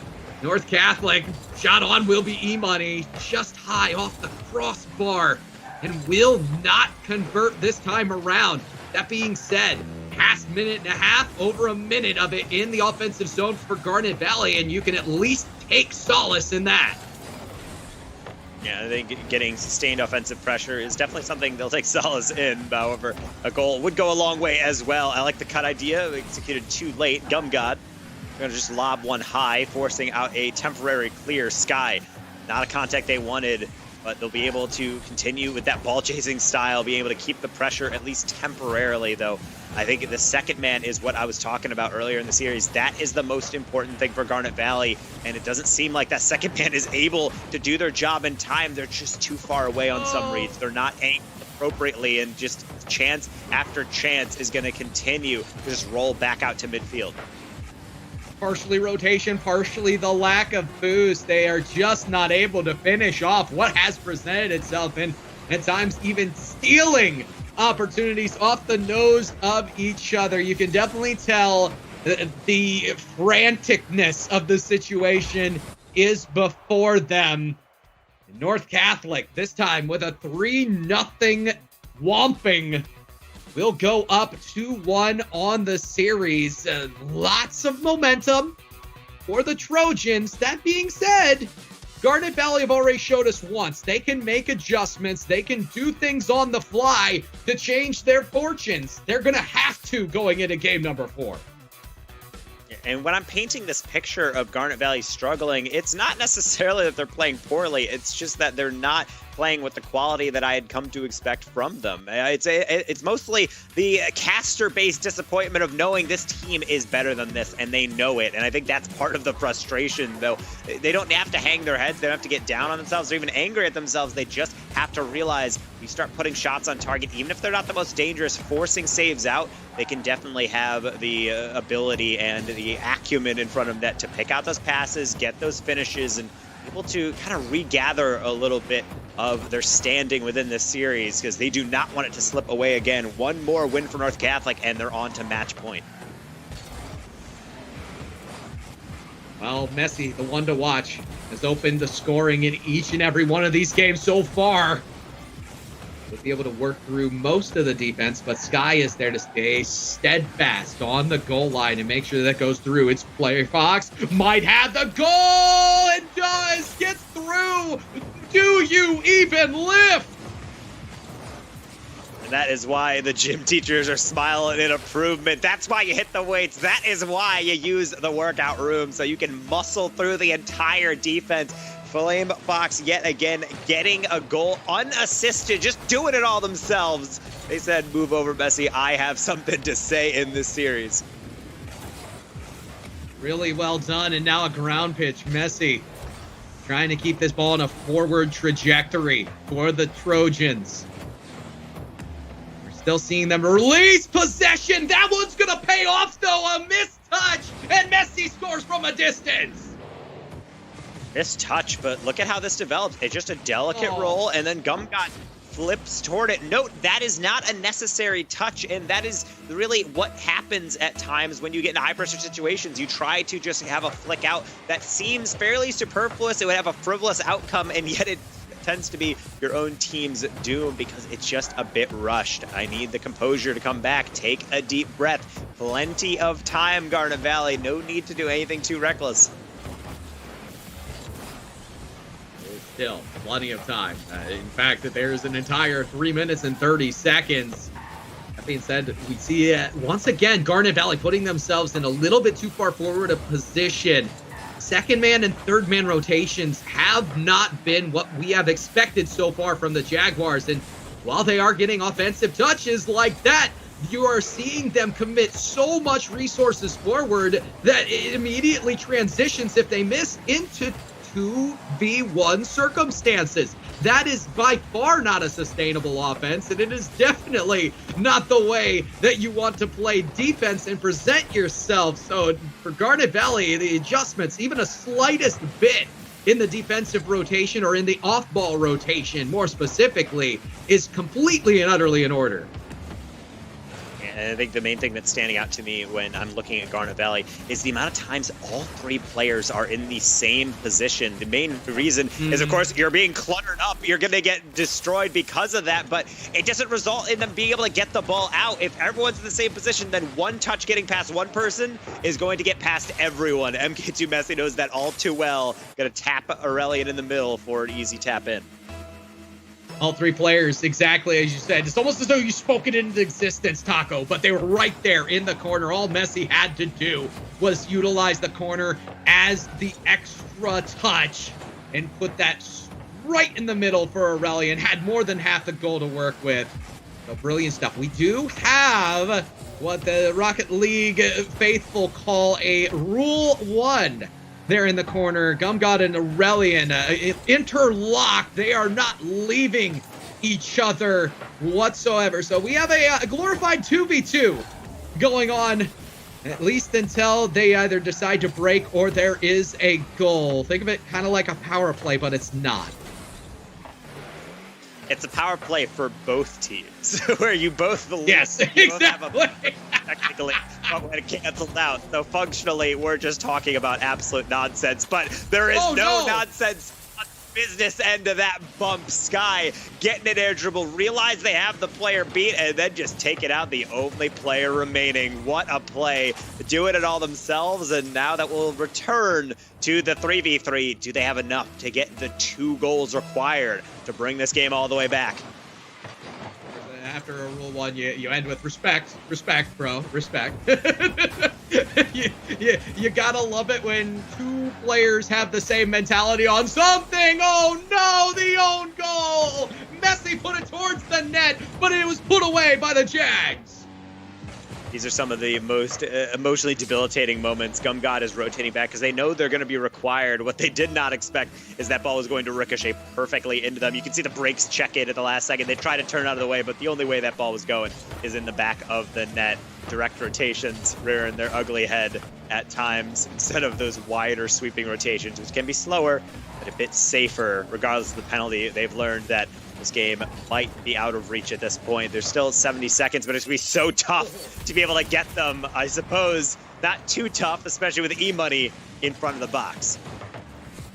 I mean, this is why, if you're North Catholic, you don't want to rest on your laurels. We've seen it multiple times in both these series where they have been content to stay in their defensive quarter. That's not a recipe for success normally, and Sky took firm advantage of that. Took the ball, full possession, pushed it hard off the backboard, and immediately was afforded an opportunity for a teammate. Credit to Garnet Valley. This is a complete shift in momentum, and they're going to need more of that to score 2 more in a minute. Oh, the shot, E-Money catches it! E-Money on the money. Look at this, but I love how they don't immediately attack it. They wait for the bounce, gets them a better angle. They notice Aurelian's not going, so don't mind if he does. Taps it in, and we got a game, potentially a full comeback here in the final minute. Especially with the potential shot from Gumgod. Will not be able to get there in time, but they won that kickoff pure. If you're North Catholic, twice now you've been punished for being a little too defensive, for hesitating in the defensive half, defensive quarter. Now you have to make sure that you keep that ball out, and Messi's going to do a good job. That was a boomer from the back wall. And North Catholic actually having a lot of time there, and instead just trying to throw it downfield. Maybe nerves getting to them. They know how dangerous Garnet Valley can be when they're on a roll. So they're just trying to, I would say, play the best defense by having a good offense, or at least that seems to be the mentality, but it might work out. That's no touch coming on the back line. Aurelian will be able to stamp down and say, no comeback for you today. You know, you gotta love the backward touch right there. I don't mind. I don't mind that whatsoever. It's not exactly the most frugal way of going about getting a goal, because you're spending a lot of resources and you're putting yourself way out of position. But I'll allow it. We see North Catholic, they maintain the lead here towards the tail end. We have 0 seconds. You know it's a Trojan win. Do we have a little extra spice on things. Aurelian, everybody else, they're not letting that ball fall. And yeah, that is the difficulty of trying to mount the comeback. You cannot allow any room for error, and unfortunately, that's what we did see. That terrible end of the game for them, where they had a couple players in the way. The ball is glancing pixels wide of their car, and they just can't react in time. It happens to the best of us, and you could argue that Garnet Valley is the best of this state. They are, though, currently at a match point differential right now. North Catholic one away from being back-to-back champions with a whole new roster. We heard the concern from Messi when they were talking about their season. They weren't sure how it was going to go, but they're right back to the promised land, and they're 5 minutes away from lifting another trophy. I don't know what the budget is for the trophy case in North Catholic, but it might have to get a bit bigger. It may, and they are going to really count their blessings here. His Imani just working through, weaving through the defense off of the kickoff. Here, Sky going to be down off both crossbars, top and side. Imani also will head in, but Aurelian solid defensively to keep this ball out. The Trojans literally under 5 minutes away from a state championship if they can continue to press their advantages. Garnet Valley will not go down without a fight. The Jaguars have fought hard to get here. They have not lost a single series all season, and North Catholic have already tripled their loss output before this match. Only a single game lost on the season. It's gonna be Messi with the first goal of the game. I just don't even know why we bother saying the name. It's so typical of Messi to get the first goal. I feel like all the listeners can just say, don't worry, Kendo and Taco. I already know who's there because they've been there time and time again. Messi, first goal, and saying, hey, Garnet Valley, we're here. You're going to have to stop me. Otherwise, I'll gobble everything up in front of that goal. Shooters are going to shoot, and I'm expecting a little more from Sky here because we know that Garnet Valley has more than just its fair share of shooters. They have a veritable star in the making in Sky, already noticed by peers. Here's Messi, double tap down. Oh my! Oh my, Messi, look at this, a simple tap up, but when any tap is that wide open for a player of that caliber, it's going to go straight to your backboard. It's why it's so important to have a player on the ball, on the backboard, and in net, potentially just throwing a prayer up because there's very little you can do to stop an uncontested double like that, especially from Messi. Talk about in form. They have not faltered a single game this entire tournament. Oh, and that is a very nicely orchestrated pinch together. They'll get this all the way down. Garnet Valley down by 2, still plenty of time, and here comes the physical plays. They're trying to disrupt the back line. They do commit pretty hard. It may be an opportunity as Firefox will get this out into Messi. Excuse me, Flame Fox.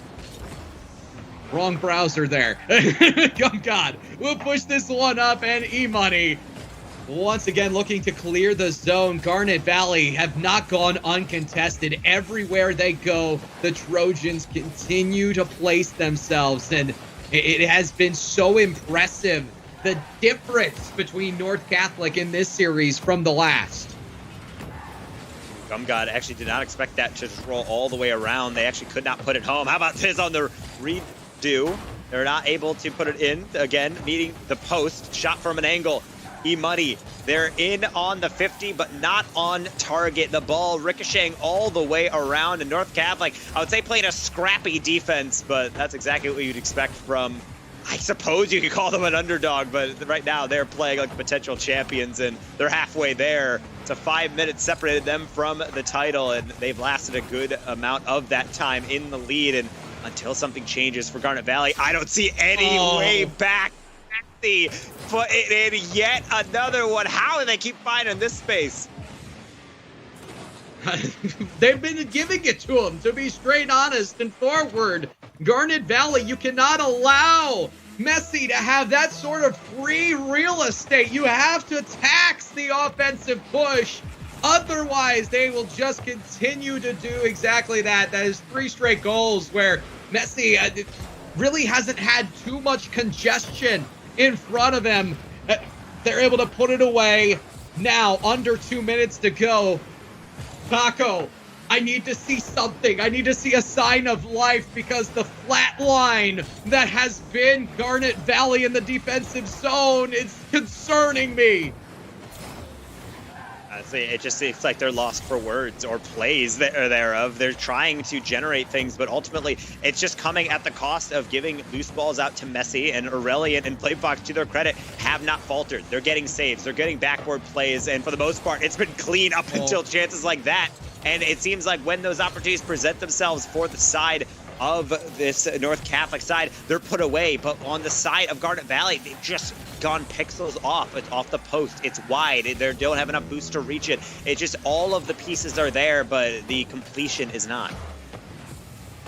Smallest of margins can sometimes be the greatest of deficiencies. And now, with only 48 seconds to go, you're talking about a very daunting task ahead. 3 straight goals in order to just extend this series. But maybe the Jags are feeling a little NRG right now. Maybe they can make the come from behind happen and put us into a potential promised spot of content.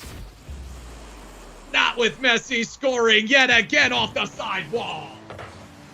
Plain Fox doing a really good job. This seems like a clunky touch, but what it does is force 2 players to commit. It chips over both of them, and Messi's job is just as simple as putting it on target. The defender does the rest. They can only dive at it. And some people might call that an own goal. I'd call that just a natural run of play in Rocket League. Sometimes on defense, you just have to hope for your best possible touch, and right there was none available. Top to bottom, this has been a full team performance. Messi in the spotlight, but got us Flame Fox, and on the side of Aurelian, they have been spectacular, and a well-deserved championship being delivered by North Catholic. You come at the Kings, you best not miss. Back to back here in the Pennsylvania State Championship.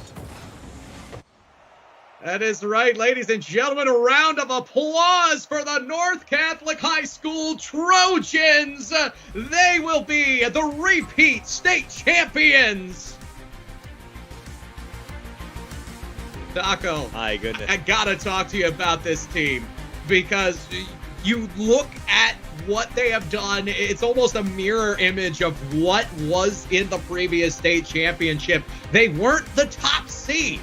They weren't the top seed here. In fact, in the previous state championship, they were the 3rd seed at a 6-1. They had a loss in that one and still managed to overcome a perfect record team in that one. They overcome the perfect record of Garnet Valley. A singular loss on the season gets 4-spotted at the tail end. And while some would say Garnet Valley was a favorite going into this, especially after seeing how tough Manheim Township was against North Catholic, I mean, the Penn division was won by Garnet Valley. Manheim Township, they ended up just losing. So it's interesting to see. I thought this would be so much closer. And to be honest, it was pretty stinking close. That you had the Jags in proper position. They were just misses here or there, the smallest things mounted, and they snowballed to the point where it couldn't be overcome. And I think if you're looking at this game and you're wondering, how does it go game 7 in semis, and then they just took control if you're North Catholic in the finals, I think it's almost like, I wouldn't say a warm-up, but it's almost like you're getting all the kinks out early. You're just trying to shake off kind of the weird touches, maybe these strange things, because to be honest, I didn't have a lot of things to really say about North Catholic's play and say, oh, you need to fix this. This is a little bit worrying for me. Top to bottom, they looked great. Maybe shaky a bit on the goal line, but the defense held, and Garnet Valley, try as they might, just could not break through. Very well-deserved championship, and a statement being made, having room to spare on that series after coming away with the trophy. Oh, we've seen them once before. We are going to see them again. The winner's interview going to be with the captain, involved in all but 2 of the goals throughout today. 2 different series. Taco, take it away. You got Messi. Oh my goodness, yes I do. Welcome back, and I've had a feeling we might talk to you again, but of course we had to see how that series plays out. How you feeling? Going through the bracket, a Game 7 in the semis, but taking care of business in 5. Congrats on your victory. Thank you. I mean, we're feeling great. That semifinals was a great warm-up. I mean, we had a real advantage being semifinal 2. We just went straight into the finals after, so we were way more warmed up than the other team, which really helped a lot. But GG's to the other team. They were really good too. We just kind of peaked. Yeah, and you said you had peaked. Is that just really what your interpretation was for everyone? Everyone was just locked in. You were all warmed up, and you just carried through that momentum because you looked very comfortable. Was there any point where you were trying to like gather it in, like let's not get too excited, or were you just really, I would say, capitalizing on all that energy that you were working with? We were just, before the game, we were like, no matter what the score is, even if we're up 4-0, down 4-0, we just like would keep on scoring, keep playing our game. Don't get too hyped, don't celebrate too early. And we played our game really well, so we pulled through.